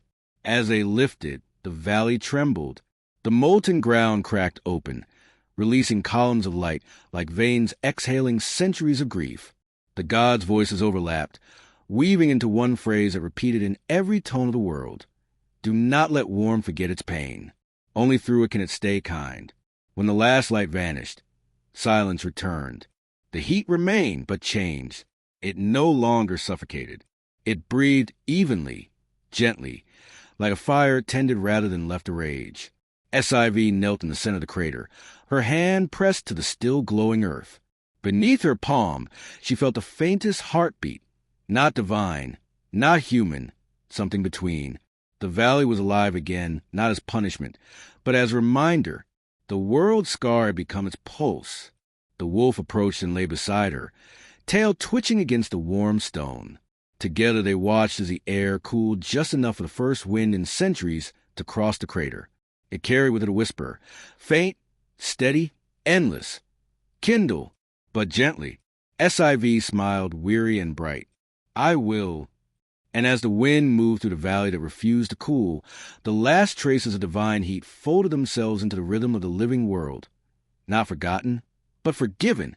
It began with a tremor beneath her ribs, a pulse that was not her own. SIV was camped at the edge of the cooling valley, the sky above her a tangle of ash-colored stars. The wolf slept near the fireless pit, its breathing slow, steady. Around them, the earth still glowed faintly, the last signs of divine heat retreating into the crust. She had thought the ember within her heart had settled too, finally content after the long chorus of awakening. But as the night deepened, the rhythm changed. At first, she mistook it for her heartbeat quickening. Then the warmth grew sharper, surging through her chest like lightning made of memory. She clutched her tunic, gasping. The vessel at her side thrummed against the ground, its glow intensifying. The ember wanted out. SIV. The voice was neither outside nor inside her. It came from the space between her breaths, shaped by the air that left her lungs. It was calm, heavy, and old. She froze. Surt? No answer. Only another pulse. The ember flared, and for an instant, the world turned white. Her vision filled with swirling flame, not violent but searching. Every tree, every stone, every grain of ash seemed alive, whispering through the light. Why do you hold me? Why do you breathe me? SIV stumbled backward. The glow spread across the ground, tracing her footsteps in lines of molten gold. The wolf growled, circling her, uncertain whether to protect or flee. I'm not your prison, she said, her voice trembling. I'm your vessel, your promise. The light rippled violently. The air distorted as if the world itself inhaled too sharply. Then came a sound like thunder turned inward, the ember bursting free, a plume of white fire suspended before her. It floated in the air, twisting, its center alive with something that wasn't rage but terror. The flame recoiled from itself. Every time it reached outward, it folded back, shrinking, expanding, trembling. It was alive and afraid. SIV reached toward it instinctively. "You're not bound anymore," she whispered. A shudder ran through the air. The flame flared brighter, nearly blinding her. The voice returned, fractured now, trembling like molten glass. "I burned everything I touched, even the gods, even myself." She took another step forward. "You didn't destroy the world. You gave it motion again. You made space for change. And you carry me still. Why? Because the world still needs warmth," she said softly. "And warmth needs a name." The flame pulsed, uncertain. It flickered, shrinking until it was barely larger than her hand, hovering inches above the soil. Then it spoke again, this time quieter, almost childlike. "What if I burn again?" SIV knelt. The glow painted her face in shifting gold and silver. "Then I'll stay. I'll burn with you until you learn not to fear it." The wolf lay down beside her, its reflection trembling in the fire's surface. The night seemed to bend around the three of them, silence folding inward until only breath and light remained. The ember steadied, its flickers becoming rhythmic. Not the wild pulse of hunger, but the hesitant beat of a heart learning to trust itself. SIV extended her hand, and the flame hovered above her palm. It didn't burn. It hummed. "I thought you were fire," she said. "But your will." "I am both." The flame's light softened. "Fire without will is only ash waiting to happen. Will without fire is thought that never becomes form. You made me whole again." The glow dimmed, lowering itself toward her chest. She felt the warmth seep through her sternum, deeper, steadier. The light entered her like breath returning to its body. As it settled, she heard the faintest whisper, not of search and not of gods, but of something newly born. "We will burn SIV, but this time with kindness." The world exhaled. The heat in the air cooled to a soft shimmer, leaving behind a faint scent of rain on metal. The ground, once restless, fell silent. SIV lay back, exhausted, staring at the stars. They looked different now, less distant, as though everyone carried a flicker of that same fearful flame learning to hope. The wolf pressed against her side, and she rested her hand on its fur. For the first time since the gods fell, the fire within her didn't ache to escape. It breathed with her. And somewhere deep within that quiet warmth, the flame whispered one final thought before sleep took her. Even light must learn to love its shadows. They emerged at the horizon like snow that had learned to walk. At first, SIV thought they were ghosts, pale figures moving in perfect silence, their steps unhurried, their faces colorless as frost. The wolf stiffened, fur rising along its spine. The valley behind them still pulsed faintly red, the heat of reborn gods whispering through the stone. And yet these people came from the north, from lands that had not known warmth in generations, bringing with them a stillness so deep it pressed against her skin. There were dozens, perhaps hundreds, moving as one. Their clothing was gray, woven from the fibers of old tundra grass and bone thread. Their eyes reflected no light, only the memory of distance. They did not speak to one another. They did not need to. The silence between them was language enough. When SIV stepped forward, the air between her and them cooled instantly, as though the breath of the valley itself had been swallowed. The foremost among them, an elder whose face looked carved rather than aged, raised a hand in greeting, though the gesture was too deliberate to be friendly. "You carry light," the elder said, voice barely more than a whisper. SIV nodded. "I carry warmth." The elder's eyes flickered, the faintest tremor of fear. "Then do not bring it here."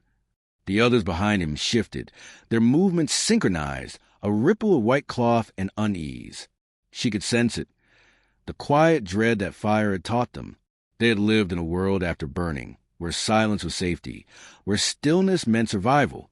"I mean no harm," SIV said softly. "The flame within me is gentled now." It knows restraint.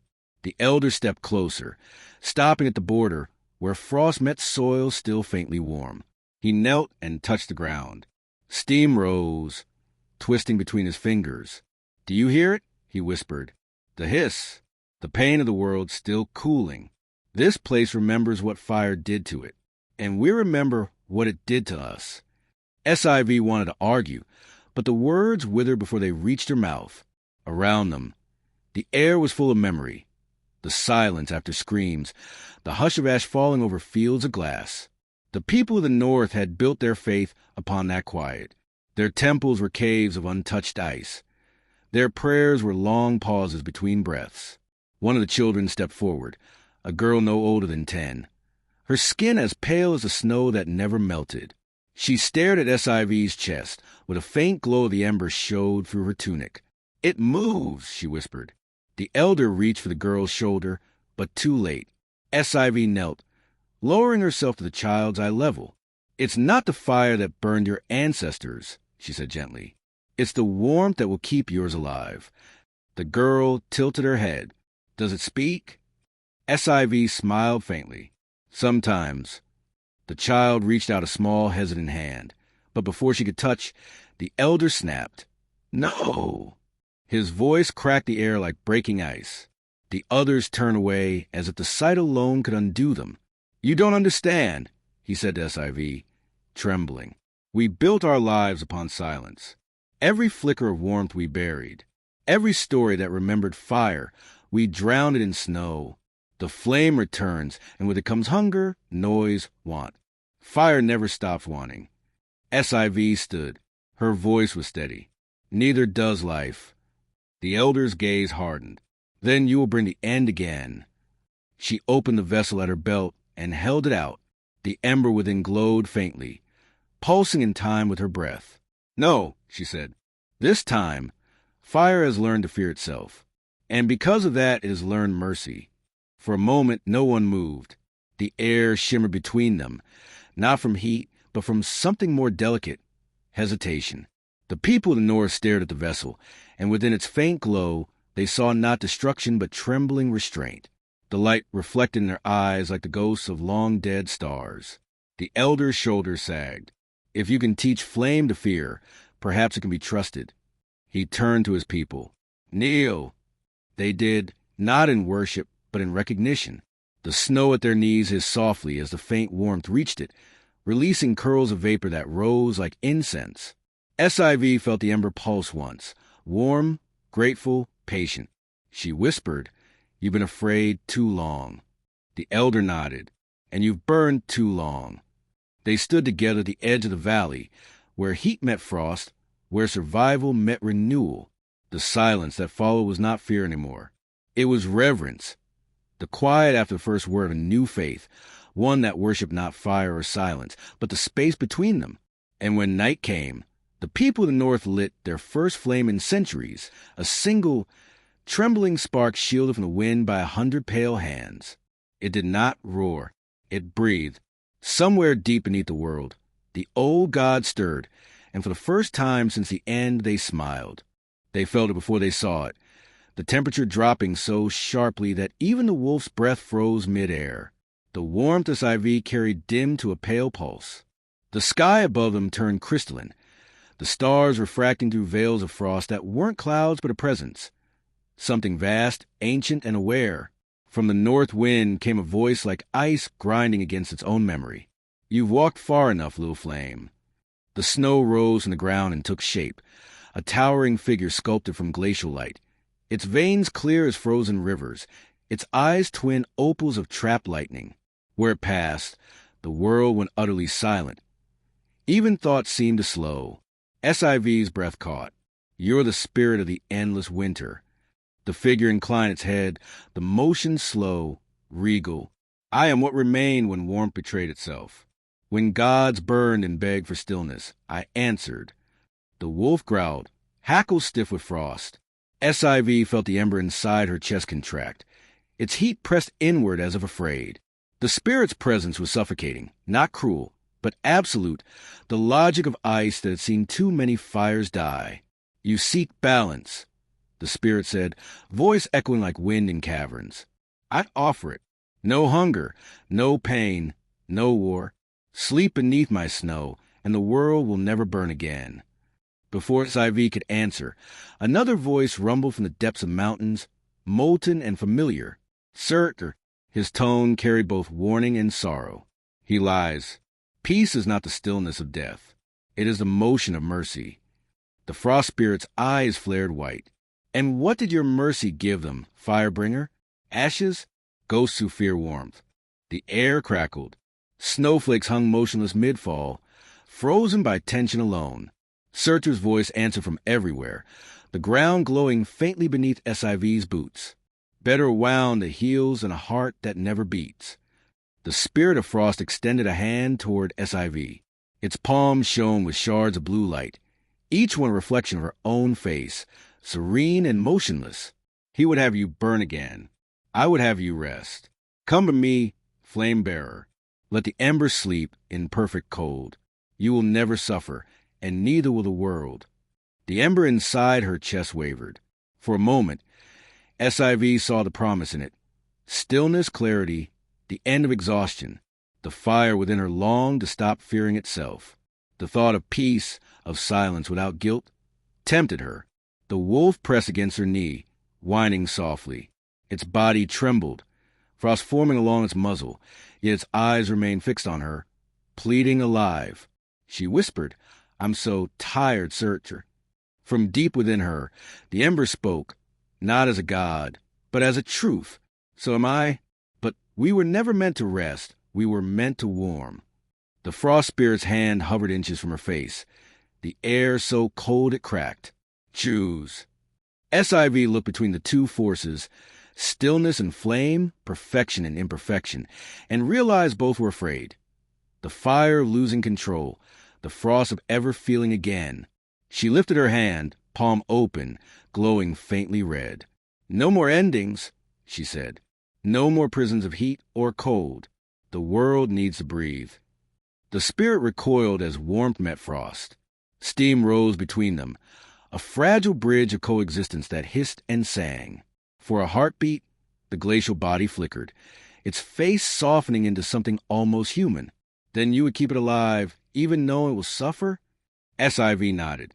Because it will also love. A long silence followed.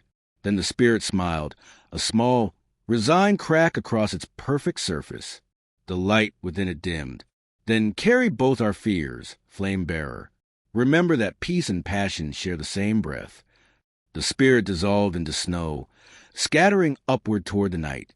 The temperature rose slightly, enough for the wolf's fur steam.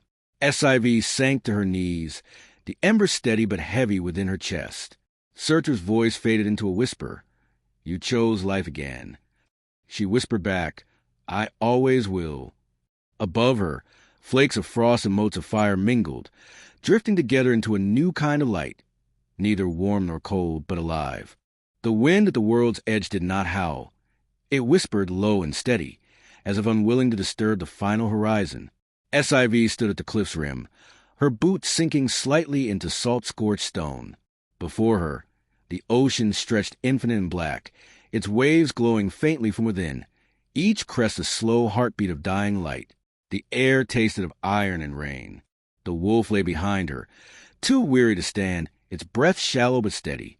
The ember inside her chest pulsed wildly, not in rhythm with her heart anymore, but against it. It wanted out.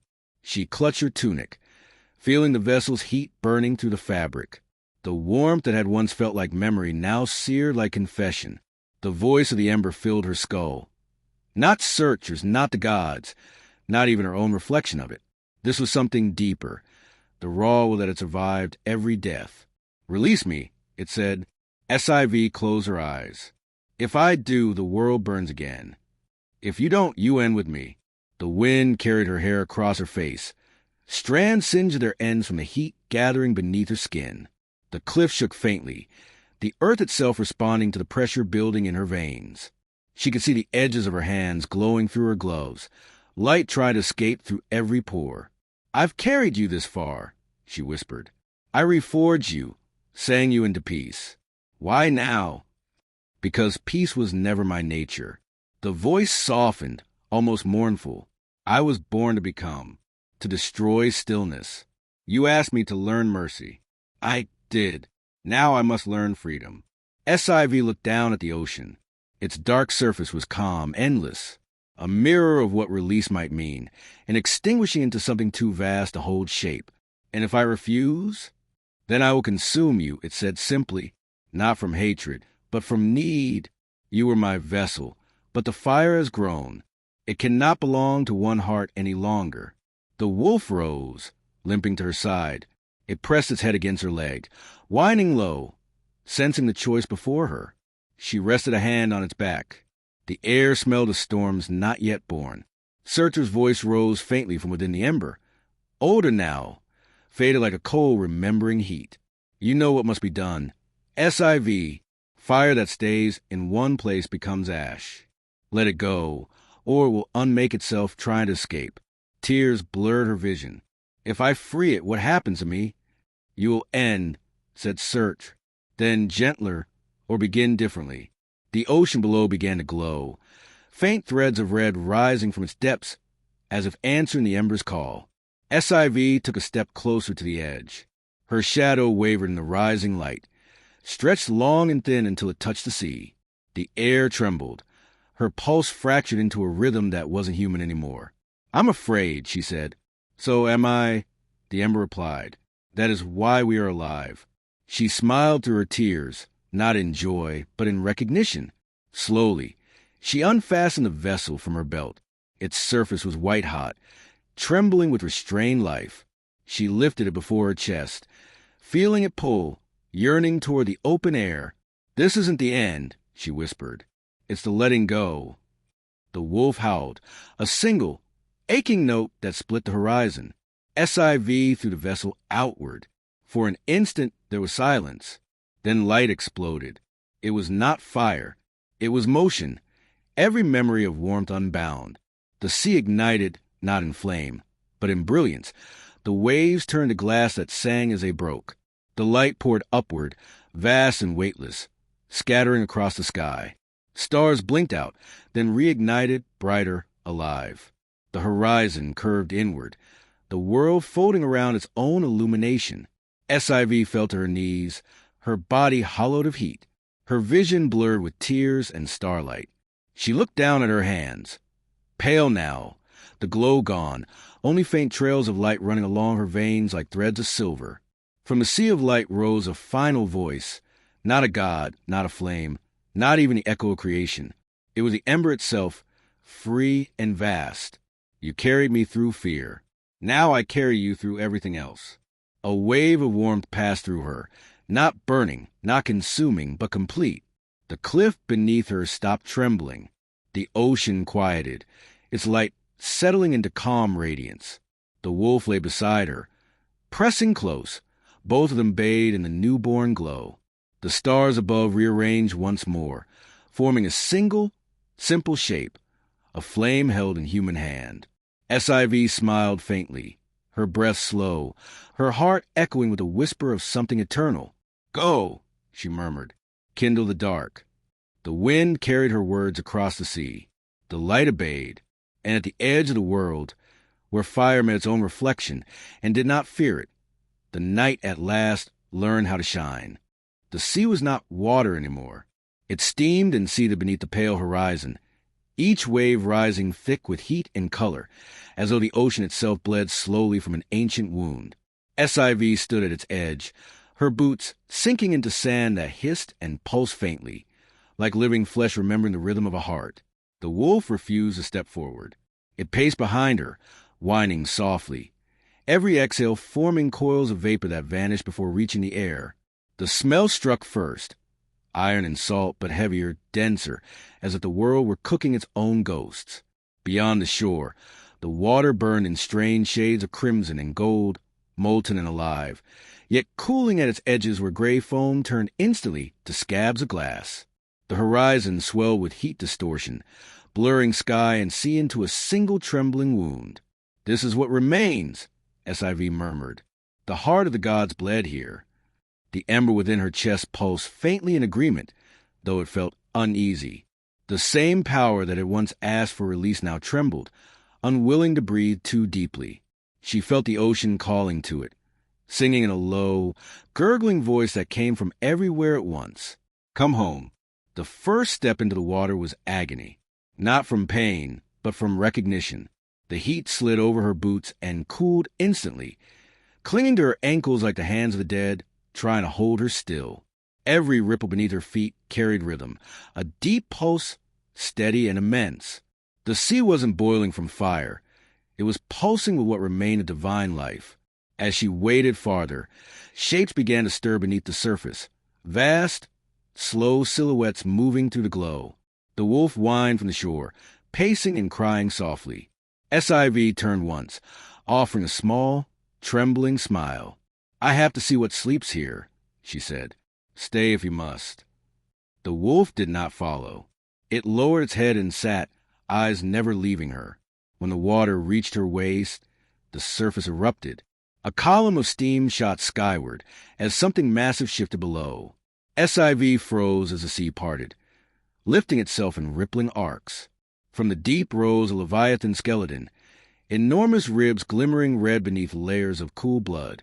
The creature's skull emerged slowly, jaws open in an endless, soundless roar. More followed. Dozens. Hundreds. They rose all around her like monuments, each the ghost of something too large for life to have contained. The water churned, red foam breaking against their bones. The air thundered with memory, low, resonant cries that reverberated in the marrow of the world. She felt the ember respond. Its pulse matched theirs. The Leviathans had been guardians once, beasts born from the first fire of creation, tasked to keep the boundaries between realms.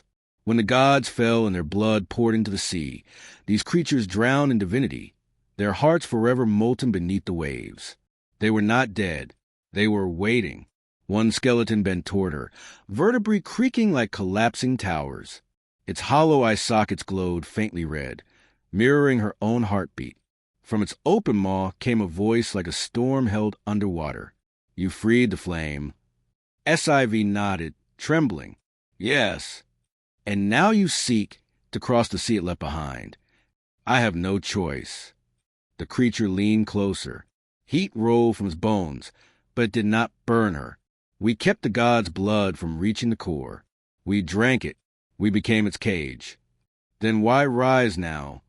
The Leviathan skull tilted, and she saw, within the hollow of its chest, faint movement, streams of molten light coiling like veins. Because the flame trembles again. It calls to what remembers heat.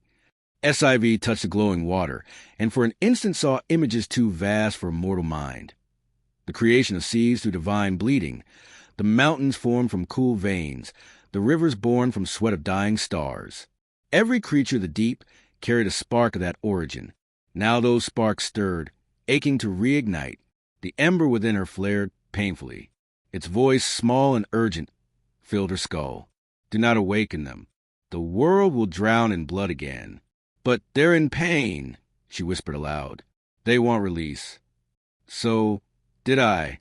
The Leviathan skull lowered until its shadow engulfed her. The fire you carry will melt us, as it melted the heavens. Will you cross us or join us? SIV looked toward the far horizon, where the sea's red light met the black sky. The distance shimmered, like a wound pretending to heal. I don't know yet. The skeleton shuddered. Its vast frame began to crumble, sinking back beneath the surface. Then remember, flame-bearer, blood cools, but never forgets heat. As it sank, the others followed, giant shadows folding into the red glow below. The ocean stilled, the steam fading. Only faint tremors remained, echoing through the surface like breathing. SIV stood alone, the water cooling around her legs, darkening from scarlet to dull gray. The ember quieted, though its warmth now felt heavier, older, touched by grief. She turned back toward the shore. The wolf was waiting, watching the sea with ears flattened, its eyes catching faint red reflections of the dying light. When she stepped onto the sand again, the waves whispered her name, the syllables fragile and wet. She looked once more at the ocean that had refused to die and said softly, Rest, if you can. Behind her, The horizon glowed faintly one last time, a deep, slow heartbeat rising from the depths, and then the sea of cooling blood finally fell silent, as if holding its breath for what she might do next. The silence hit her before the shore did. It wasn't the quiet of stillness or peace. It was the absence of the idea of air itself. The isle floated ahead like a smudge of gray in a sea of dull red light, its cliffs veiled in haze that didn't move. No waves broke against its sides, no gull cried, no wind touched its stones. Even the sea's endless heaving stopped short of it, as though afraid to trespass. SIV rowed the small, skeletal boat to the last stretch of water, though the oar strokes made no sound. Every movement felt swallowed, erased mid-gesture. The wolf crouched in the bow, hackles rising, its breath coming in shallow, noiseless gasps. Even its panting vanished before leaving its mouth. When the hull scraped against the shore, the sound existed only in memory. She stepped out. The sand was gray glass, smooth and cold, covered in strange, fine grooves, countless feathers fossilized in flight. She looked up, following the trail of those markings, and then she saw them. Dozens, no hundreds, of ravens frozen in the air. Their wings were spread wide, but their feathers had turned to stone. Each bird caught mid-beat, hanging above the ground in eerie formation. They weren't statues. They were themselves. The moment of motion hardened into eternity. Their eyes, once ink black, were milky white, reflecting no light. The sight stole what little breath she had left. At the center of the island stood a monolith, cracked and pale, shaped like a massive tree trunk. Its surface was carved with faint runes that had been half erased by time and heat. Odin's sigil, the one burned into memory even the gods tried to forget, still lingered faintly at its peak, like a scar that refused to heal. SIV approached slowly, the wolf padding beside her. Each step felt heavier. The air pressed inward, crushing, as though the island itself inhaled and refused to exhale. At the base of the monolith lay two larger shapes, ravens whose wings spanned the length of ships. Hagin and Manin. Their bodies were fused to the stone, beaks open, talons extended toward the sky. The tips of their feathers were burned black, as if they had flown too close to something divine and failed to return. SIV placed a hand on one wing. The stone was warm. The ember within her chest pulsed weakly, as though gasping for air in a place that had none. "This is where the sky died," she whispered. A low hum, not sound, but vibration, ran through the island. The petrified ravens shimmered faintly, and from the cracks in their stone feathers, thin wisps of gray light leaked upward, spiraling into the stagnant air. The hum deepened until it became a pulse.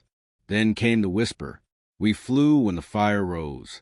The voice was neither male nor female. It came from everywhere, inside her bones and behind her teeth. We carried sight across the smoke. We told him what burned. SIV swallowed hard. Odin! He saw too much. He tried to speak the truth aloud. The world choked on it. She looked up at the still, skyless expanse. And this place, where the wind came to die. The moment of breath when the gods forgot how to listen. The light from the raven's cracks grew stronger. She could feel the air trying to move again. Faint shivers along her cheeks, the ghost of wind awakening after centuries of suffocation. "What do you want of me?" she asked. "To remember us. To let the air move again. To give voice back to what was silenced." SIV hesitated. The ember in her chest flared. The wolf barked once, or tried to, but even the sound collapsed into nothing. She lifted her hand and pressed it against the monolith. The moment she did, the ember's warmth surged upward through her arm. The heat radiated outward, touching the petrified ravens one by one. Cracks spidered through their wings. Dust, gray ancient, fell like snow. Then, for the first time in an age, the wind exhaled. It began as a whisper, a fragile thread of motion that rippled across the island. Then another. The raven's feathers disintegrated into the breeze, carried upward like black ash.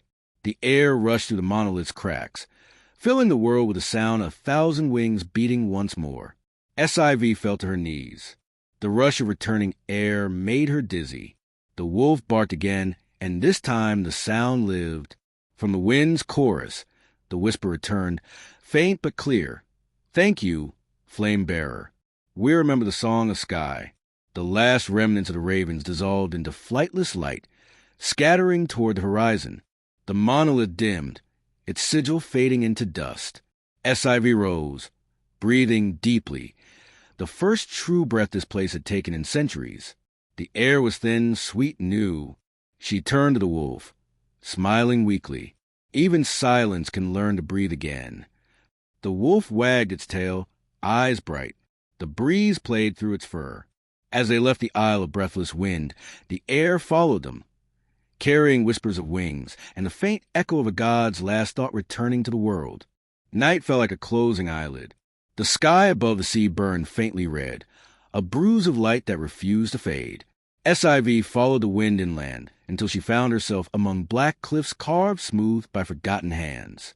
There, the world seemed to lean inward, as if listening. The ember in her chest stirred again, restless, heavy with something it hadn't dared to show her before. The wind that had returned from the isle followed her like a memory, whispering in a language she didn't yet know but somehow understood. Here lies what you've hidden. The ground sloped downward into a hollow basin lined with obsidian. In its center lay a single, shattered mirror, vast as a lake, but solid. Its surface cracked into 1,000 pieces that still reflected light from nowhere. Each shard pulsed faintly with warmth, like coals refusing to die. The wolf growled low, uncertain, ears flattening against its skull. SIV knelt before the mirror's edge. Her reflection wavered. Not her face, but 100 faces, layered atop one another. Some bore her eyes, others carried scars she did not know. She reached out, fingertips brushing the glass. The ember flared. The reflection spoke, not with her mouth, but with every ancestor's voice bound within her blood. We were the first to bear it. Images unfolded within the mirror, vivid and weightless. She saw people who looked like her, skin marked by soot, eyes bright with purpose. They carried torches that did not burn their hands. Their cities shone with eternal light, 1,000 flames hovering like stars that had fallen to dwell among them. We called it a gift, the voices said. It asked for nothing but remembrance, and we made it our God instead. The vision shifted. The bright city became smoke. Towers melted. Rivers turned to mirrors of ash. SIV saw her ancestors standing among the ruins. Faces turned away from the fire that still flickered behind them. We betrayed it, the chorus whispered. We feared its hunger, so we smothered it. We buried the light and swore ourselves to the dark, not from malice, but from cowardice. We told our children warmth was sin and silence was safety. You are their last lie undone. The words cut through her chest like molten wire. You chose darkness, she said aloud, trembling. You chose to forget. We chose to survive. They answered, and survival became worship. The fire waited for someone who would carry it without worshiping it. SIV's reflection leaned forward. The face in the glass was her own, but older, not in years, but in weight. And that someone is me. The mirror rippled, the shards humming like struck bells. You think you've tamed it. You've taught it mercy. But the flame remembers the hands that denied it. It will test you as it tested us. The ember within her heart surged, burning cold. A heat made of memory, grief, accusation. Images flashed too fast for thought. Her people kneeling in darkness, praying for light they refused to ignite. Their children born without warmth, their songs whispered instead of sung. She felt their fear, their exhaustion, their relief when the flame finally abandoned them. SIV cried out and staggered back. The mirror cracked further, its glow dimming. The wolf barked sharply, snapping the trance. She gasped, breath ragged, chest aching from the fire's pressure. You showed me this, she said to the ember, because you wanted me to hate them. The voice that answered was quiet, not angry, not triumphant, but honest, because you must understand them. They feared what they could not hold. You are what happens when fear learns courage. Her tears steamed as they hit the ground. I carry their sin. No, the ember said. You carry their chance. The mirror pulsed once more. The images within shifted, no longer cities burning, but seeds glowing faintly beneath black soil. The ancestors' voices softened into one whisper. Kindle wisely. Then the mirror went dark. The last heat beneath its surface faded into stillness. SIV sat in silence, trembling. The wolf lay beside her, resting its muzzle on her knee. She looked at her reflection one last time and saw only herself, exhausted, afraid, but alive. Above, the stars flickered in uneven rhythm, as though remembering the flames her ancestors had buried. She pressed her hand to her chest. The ember pulsed, not violently this time, but in quiet recognition. "I won't hide you," she said. "Not like they did. But I won't let you burn the world, either." The warmth spread gently through her, soft as breath. Somewhere deep beneath the cliffs, the whisper of her lineage faded. Not erased, but forgiven. When she stood, dawn had begun to bloom along the horizon, the light trembling, new and fragile. The wolf barked once, impatient to move forward. SIV smiled faintly. "Yes," she said, voice raw. "Let's see what light remembers next." The wind that night carried the sound of something ancient turning over in its sleep. SIV stood at the rim of the crater where she had first met him, the valley that refused to cool still glowing faintly beneath the skin of stone. Steam curled upward in threads too thin to see, but she could feel them against her skin, warm, watchful. The air trembled with a heartbeat too large for the body of the earth. Surt was waking. She did not call to him. She only placed her palm on the ground, and the ember in her chest answered, humming a low tone that spread through the rock like ripples through molten glass. The hum deepened. The earth split. From the fissure rose a light that was not flame, but memory of flame. Golden, patient, endless. It shaped itself into a face she knew too well. Surt, the blind fire giant, his scars glowing faintly like rivers of dawn. He looked older, quieter, the rage gone from his edges. His voice was the sound of mountains exhaling. "You have walked the length of my shadow, flame-bearer. You have seen what I left behind." SIV bowed her head. "I've seen too much to hate you, but not enough to understand." He smiled, not with triumph, but with grief. The fissure's light pulsed once. "Then listen. It is time you heard the truth of my fire." The ground around them shimmered. The air filled with ash that wasn't ash, fragments of memory, slow and glowing, each one open like a scene within smoke. She saw Asgard before its fall, radiant and brittle. The gods sat in their halls of gold, their faces hard with fear disguised as wisdom. The world beneath them groaned, choked by the weight of their perfection. Every breath of the living was taxed by order. Every spark of change was branded sin. Surtur stood among them, immense, dark, carrying his sword of dawnlight. His voice echoed through the halls. "The world needs to burn, or it will rot. Nothing grows in the shadow of eternity. Odin's one I glimmered cold. And if it dies?" Surtur's reply was almost tender. "Then let it die honestly, not strangled by the fear of gods who cannot bear imperfection." The scene dissolved. SIV saw the first flame sweeping across the sky. Not wild, but deliberate, a controlled collapse. Cities melted, mountains broke, but beneath the destruction the soil glowed green, new, alive. The old world's death had been its first breath. Back in the present, SIV's knees gave out. "You didn't want the end." Surtur shook his head slowly. "I wanted the cage to break." They had bound the cycle, locked creation into one unchanging season. Life had forgotten how to die. I burned the lock. The gods called it apocalypse. I called it release. He turned his face toward her, the molten scars along his jaw flickering like the edges of sunrise. "When they rose against me, I gave them mercy. I took their chains upon myself. They named it punishment, but I called it sleep. So long as I dreamed, the world could heal without interference." SIV looked at him, at the vast sorrow that lived where his eyes had once been. "And me? Why, give the ember to me." His laughter was soft, hollow. "Because you were born of those who betrayed the flame. You would never take its warmth for granted. You would fear enough to love it rightly." She swallowed. "You trusted the descendants of cowards. Cowards know what it costs to hope." The air between them shimmered. From deep in the earth, the pulse of molten light brightened, painting the valley in shades of red and gold. The wolf pressed itself against her leg, silent but trembling. SIV whispered, "You burned the world so it'd be reborn, but it hates you for it." Certain nodded once. So be it. Fire is not meant to be loved, only understood. I gave them impermanence. I gave them the gift of beginning again. They saw only the smoke. He reached toward her, though his hand was light.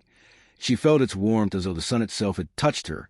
Tell them, SIV, when they ask why I destroyed everything, tell them I was saving what the gods had already killed.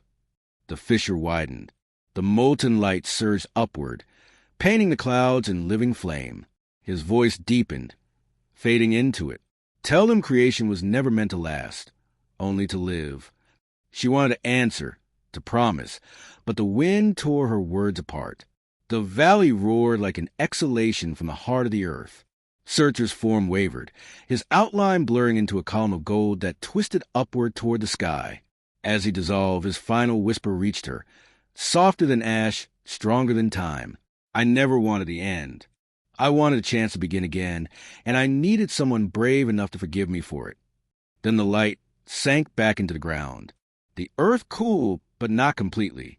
A faint warmth lingered beneath her hands, a heartbeat buried deep, waiting. SIV knelt until the trembling stopped. Around her, the night glowed with the calm after confession. The wolf rested beside her, and together they watched the horizon, where dawn crept gently through a haze of red. For the first time, the sun did not rise. It bloomed like a promise kept. The mountain rose out of the horizon like a shard of eternity. Its slopes caught the faint light of dawn and split it into 1,000 colors, a prism of glass and ash that reached beyond the clouds. The air was thin here, sharp with cold, humming faintly with memory. SIV's breath came short as she climbed, her hands scraping against the smooth, translucent stone. Each foothold glowed faintly beneath her touch, as if the mountain recognized her weight. This was the world's spine, the place where all beginnings had once been anchored, where creation had coiled itself around flame and breath and song. But now it was quiet. Every sound seemed to vanish before traveling too far, absorbed by the glass as though the mountain were listening. At her side, the wolf moved silently, its paws leaving trails of steam on the icy slope. Above them, the air shimmered with the faint outline of Search's presence, a figure of molten gold pacing within the light, not yet solid, not yet gone. When they reached the summit, the wind stilled entirely. The top of the world was a plain of obsidian glass, vast and perfectly smooth, with a single fissure running through its center, a wound that glowed faintly red. It pulsed like a sleeping heart. SIV fell to her knees, exhausted. The ember in her chest beat wildly, as if recognizing the place. The vessel at her belt vibrated, humming in rhythm with the pulse beneath the mountain. Surt appeared fully now, rising from the fissure in slow radiance. His form flickered, not entirely fire, not entirely flesh. He stood tall, yet his edges blurred like heat above a forge. "We have come full circle," he said, his voice carrying the tone of a bell struck within the bones of the world. "This is where the gods first kindled a flame, and where it must speak again." SIV stood shakily. "You mean to end yourself?" Surt smiled faintly. "End? No, to return, to finish what began in arrogance and leave it in trust." He turned his eyeless gaze to the horizon, where clouds swirled like smoke caught between storms. When the gods first shaped life, they made fire mute. They feared what would say if given a tongue. They feared it would name them false. He raised one hand, and the mountain answered. The glass beneath their feet blazed from within, light surging through veins of molten gold. Cracks raced outward in vast spiderwebs, glowing brighter with each breath. "They built their eternity on silence," Surt said. "So I burned the silence." The ember inside SIV throbbed, almost painfully. "And now—" He looked at her, or rather, she felt him see. Now it must be allowed to speak. Before she could answer, the fissure beneath him widened. Fire roared upward, not wild but deliberate, spiraling around him in a slow, reverent ascent. His body became translucent, veins of light weaving through molten muscle, bones of crystal flame. The wolf backed away, whining. SIV reached toward him, but the heat pushed her back gently, insistently. "Surt, don't mourn me," he said, and his voice was calm, steady, impossibly human. I have been many things: destroyer, exile, shadow of wrath, but never voice. That will be yours in the embers. The light grew unbearable. The mountain beneath them shone like liquid sunrise. Surtur stepped into the fissure. The flame enveloped him, devouring every outline of his form until he was only light, only sound, only will. SIV felt the ember inside her ignite in response, not burning her, but filling her with vastness. The world tilted. She heard him, not beside her, not above or below, but within every pulse of the earth. Let it speak, SIV. She fell forward, pressing her hands to the glowing glass. The heat surged through her palms, through her veins, through her lungs until she could no longer tell whether she was breathing or blazing. The words came unbidden. Language not made of syllables, but of memory. Light burst from her mouth. It wasn't fire that escaped, but voice, the sound of everything that had ever burned or yearned to burn. The mountain vibrated. The air fractured. Every echo of creation, the dead stars, the buried names, the forgotten winds, answered in chorus. The voice of the ember filled the world. It was not male, not female, not divine. It was becoming itself, the sound of all beginnings spoken aloud. The flames of Surtur's body rose higher, then folded inward, fusing with the fissure's heart. The mountain began to melt, slowly, beautifully. Not destruction, but release. The glass flowed like clear water, forming rivers of light that cascaded down its slopes, carving new valleys below. The world's spine was not breaking. It was exhaling. When the radiance dimmed, SIV knelt alone at the summit. The wolf came to her side, pressing close. Her skin glowed faintly, her eyes reflecting the last shimmer of Surtur's fire now woven into her. The fissure no longer burned.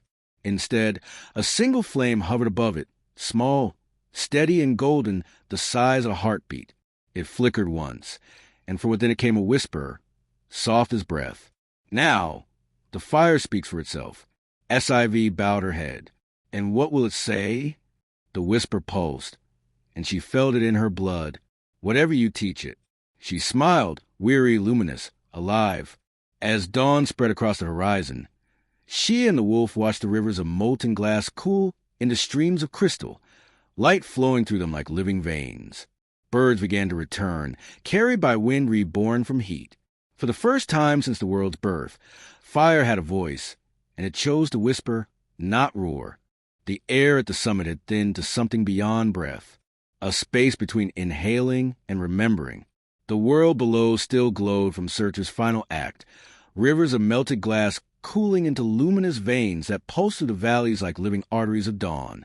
The sky above was a color that had never existed before, molten silver fading into blue. SIV sat at the edge of the fissure, her knees drawn to her chest, the wolf pressed against her side. The heat had softened into gentleness, a steady hum beneath her palms. Where once there had been pain, there was only rhythm. The ember within her chest stirred. It did not burn this time. It breathed. The warmth expanded outward, touching her lungs, her ribs, her throat, not consuming, but shaping, as if trying to form words with her pulse. She closed her eyes and let it. The sound that emerged wasn't a voice spoken aloud, but a vibration that filled the air around her, resonating through stone and fur and breath. Then, softly, unmistakably, came a whisper, I have a name. SIV froze. The wolf lifted its head, ears twitching. The whisper deepened into clarity, neither flame nor thought, but something between the two. You carried me when I was nameless. You feared me when I had no form.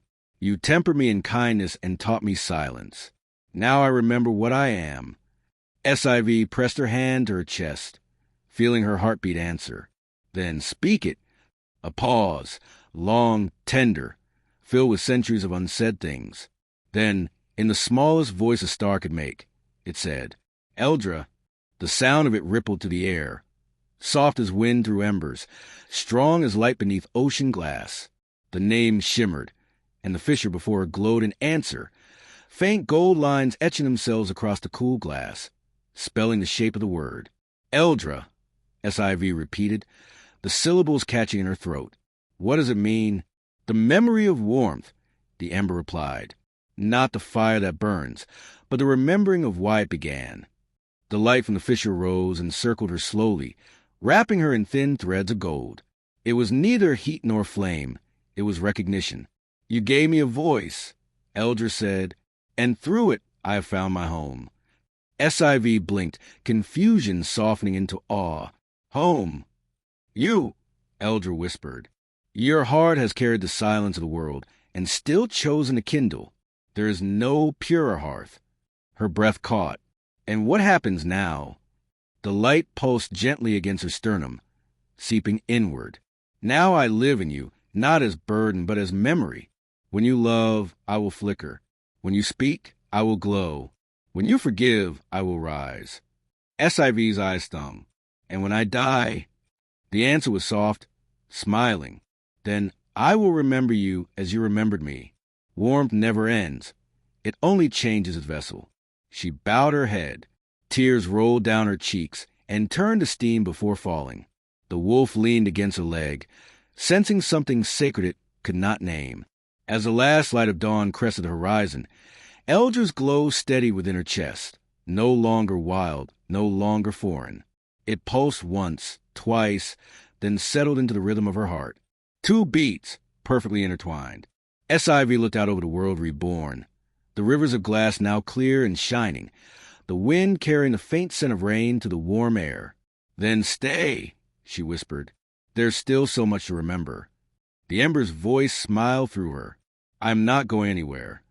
And for the first time in all of creation, fire rested, not in the sky, not in the forge, not in the bones of gods, but in a human heart that had learned how to hold it without fear. Below them, the mountains exhaled, the seas shimmered, and the wind carried a single word to the reborn world, gentle, luminous, endless. Eldra. It began as light without warmth. A thin crimson blade cut through the clouds, trembling at first, then widening until it filled the horizon. SIV had never seen dawn like this. Raw, uneven, alive. The red sun lifted itself out of the mist like something being born reluctantly, its edges veined with gold that pulsed rather than shone. The color of blood, diluted by hope. The wolf whined. All night it had paced the ridge above the glass valley, uneasy, tail low, for prickling at invisible currents. Now it stood frozen, eyes locked on the horizon. SIV followed its gaze and understood. The world was not simply waking. It was remembering how. The rivers of crystal below began to shimmer. Within them, bubbles rose, not of air but of voices. They popped soundlessly, leaving faint ripples of song. Across the plain, frost cracked and hissed, releasing ancient smells. Damp soil, salt, decay life. The mountains groaned like sleepers stretching after too long a rest. Then came the sound. At first it was faint, a sigh stretched across the earth. Then it grew, multiplied, layered into something vast and discordant. The sound of a million things feeling again. Ice splitting, stone shifting, roots twisting through softened ground. The scream of thaw, not agony, not joy, but the unbearable noise of existence resuming. SIV pressed her hands over her ears, but it didn't help. The sound was inside her bones, in the blood itself, in the rhythm of her heart that now beat in tandem with Eldra's pulse. The air rippled with heat that wasn't heat. Memory of flame made sound. "Eldra," she gasped. "What's happening?" The Ember's voice stirred within her chest, calm and bright. "The world is remembering pain. Before warmth can heal, it must feel." The sun climbed higher. Its light bled to the clouds in threads of red and gold, spilling across valleys that had been gray for centuries. Every place the light touched trembled. Lakes boiled briefly, then settled into calm. Forests that had been petrified began to creak, sap moving sluggishly through their veins. And from beneath the thawing ground came cries, not human, not animal, but the voices of things reborn against their will. SIV fell to her knees, overwhelmed. The wolf pressed close, its fur hot against her skin. She could feel its heart hammering fast. One rhythm, then two, merging, unsure which belonged to which. "Can it survive this?" she asked. "Can we?" Eldra's voice was softer now, but laced with sorrow. "It must. Birth always screams." Lightning split the sky, not white but scarlet. The storm clouds pulsed as if alive, veins of molten light threading through their bellies. The ground beneath SIV's feet quivered, exhaling steam that smelled of iron and rain. She realized then that the world itself was breathing again, each exhalation a release of everything it had held frozen inside. Across the horizon, rivers turned red as the light hit their surfaces, not with blood, but with reflection, the world's own awakening mirrored against the face of the sun that had once been God and now was wound. SIV rose shakily. Her skin gleamed with sweat, though the air was cold. "It's beautiful," she whispered. "And terrible." "So are you," said Eldra with something like pride. She closed her eyes, letting the wind rush over her, warm one moment, freezing the next, as if the balance between the two was still learning to exist. The sound of thaw was less a scream now and more a chorus, messy and magnificent. In the distance, the great glaciers of the north began to crack apart, enormous sheets collapsing into the sea with thunderous grace. From the far east, she thought she saw movement. Silhouettes rising against the dawn, life returning in cautious wonder. SIV turned her gaze toward the red sun. It burned unevenly, trembling between brilliance and collapse. But it stayed, it endured. For the first time in an age, the light did not fade. The wolf barked once, sharp and bright, its breath forming a small puff of gold in the air. SIV smiled faintly and reached down to touch its head. "Then this is what life sounds like," she said. Eldra pulsed within her, gentle and sure. "Yes, the dawn bleeds because the world finally remembers it has a heart." The wind shifted. A single droplet of melted frost rolled down a blade of glass beside her, catching the sun as it fell, red, gold, perfect. The scream of the world softened into a hum, the beginning of a song that had no composer, only memory. And SIV, flame-bearer and witness, stood beneath the bleeding sun and felt the impossible truth of it. Warmth had returned, not pure, not peaceful, but alive. The morning after the bleeding dawn was quiet again, but not still. The air shimmered faintly, filled with the scent of thawed soil and faint smoke, the perfume of a world trying to decide what to become. SIV walked the slope where rivers of glass had cooled to silver, their surfaces veined with threads of dull red light. The wolf trotted beside her, sniffing the air as if recognizing something unseen. That was when she saw him. The boy stood ahead on the plain, barefoot, his hair drifting upward as if pulled by the breath of invisible flames. His skin glowed faintly, translucent now, more suggestion than substance. He was smaller than she remembered, or perhaps she had grown larger by knowing what fire meant. "Smoke, child," SIV whispered. He turned, smiling, and for an instant his face was human again, all softness, no sorrow. But the wind that passed through him made his outline waver, like heat above cooling metal. "You still call me that," he said gently. "It's what you were." He nodded. "And you made me more." SIV stepped closer, though she could already see the horizon through his chest. "Eldra told me you'd gone. I couldn't leave until the world breathed again." He looked toward the red sun rising through the mist, its edges bleeding gold. "It's louder now. Every tree hums. Every stone remembers. The silence has work to do catching up." SIV laughed softly, though her throat was tight. "And you?" He glanced down at his hands, watching smoke curl from his fingers. "I was made of what the fire left behind, warmth without form. I stayed because something in me loved what couldn't last. But that's not my task anymore." She wanted to reach out, but the air between them glowed with a heat too gentle to cross. "You don't have to go." He smiled again, this time sadly. "Everything that burns learns that it must." The wind shifted. Threads of silver mist unwound from his shoulders, drifting upward in slow spirals. He looked at them, curious rather than afraid. "Do you remember what I said when I first spoke?" SIV nodded. "Kindle." He grinned. It was a good beginning. Now his feet no longer touched the ground. The mist around him thickened, rising like dawn smoke from a spent pyre. SIV could feel Eldra stirring in her chest, warm but silent, witnessing. The boy looked back at her one last time. His eyes, once gray as ash, now burned a soft red, like embers breathing their final light. Dreams burn slower than gods, he said quietly, and they leave better ghosts. SIV opened her mouth to answer, but the words broke apart. The wind carried him upward, the smoke folding itself into clouds until only warmth remained, brushing her cheek like a sigh. The wolf whined, then sat, staring at the place where he had stood. The air shimmered briefly, as if bowing. SIV knelt and placed her palm on the ground. The soil was warm beneath her skin, still pulsing faintly with the breath of the dawn. "Goodbye," she whispered. Burn slow. The sky above her cleared, pale red softening to rose.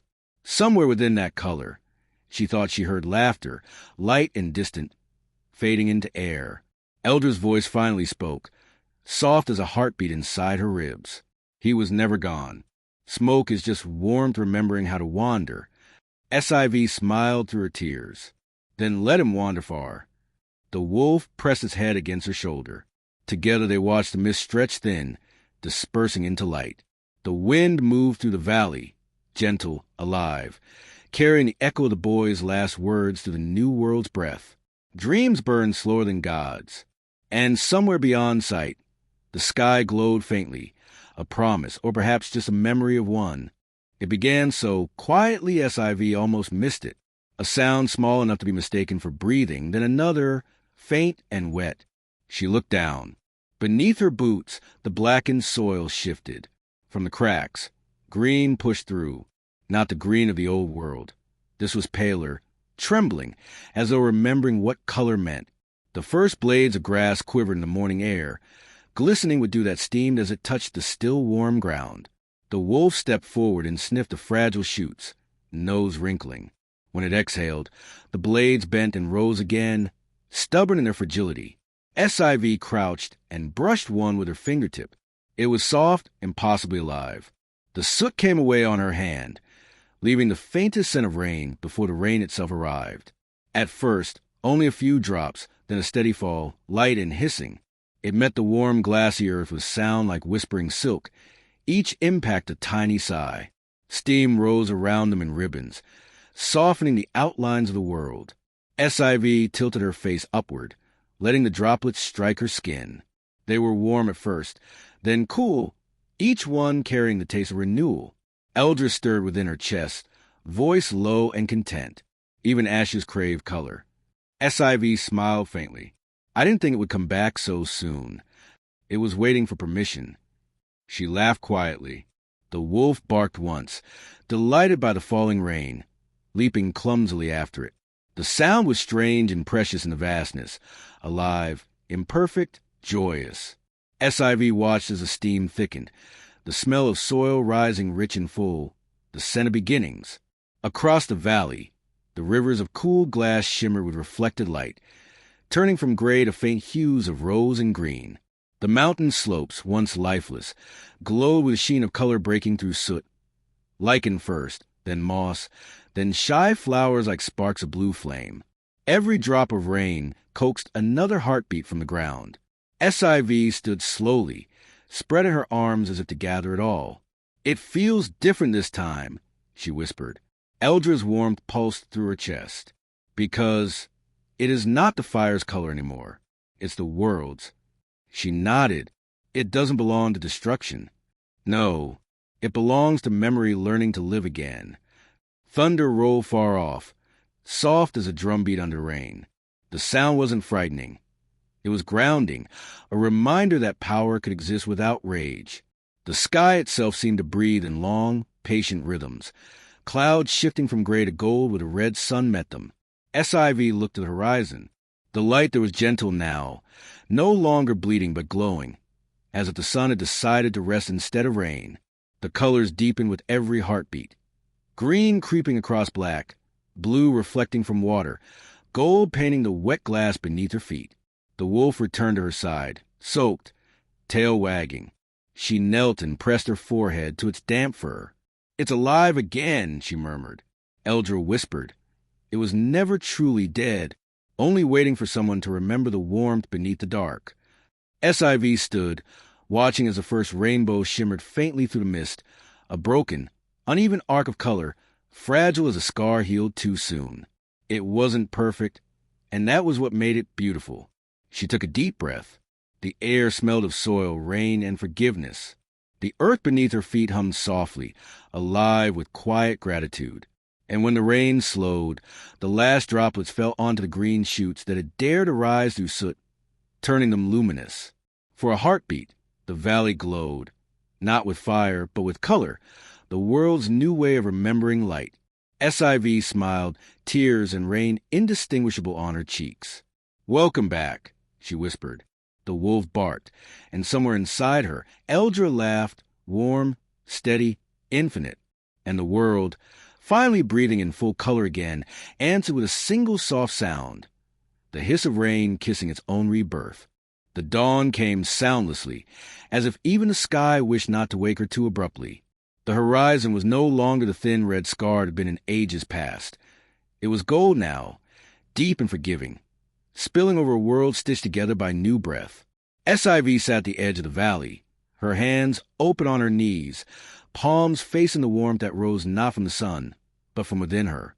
She could feel it, the ember, small, quiet, alive. It no longer flared when she feared, nor dimmed when she doubted. It simply was a steady pulse of presence that had outlasted everything else. Gods, storms, silences, the endless turning of sky over ash. The wolf lay beside her, old now, its fur pale with frost and age. Its breathing was slow but calm, as if it too had learned the rhythm of the world's new heart. Around them, the air shimmered with motes of light that had once been snow. Grass swayed, rivers murmured. The mountains glowed faintly in morning's reflection, not burning but remembering. Eldra stirred. The voice that rose in SIV's chest was softer than she remembered, no longer vast, no longer echoing through every crack of creation. It was warm, intimate, a whisper behind her heartbeat. "Creation never stopped," Eldra said. "You just forgot to listen." SIV smiled faintly, her eyes stinging with tears that didn't fall. Then all this time, it was still singing, even in silence. She let the words settle. The wind moved through her hair like a hand through light.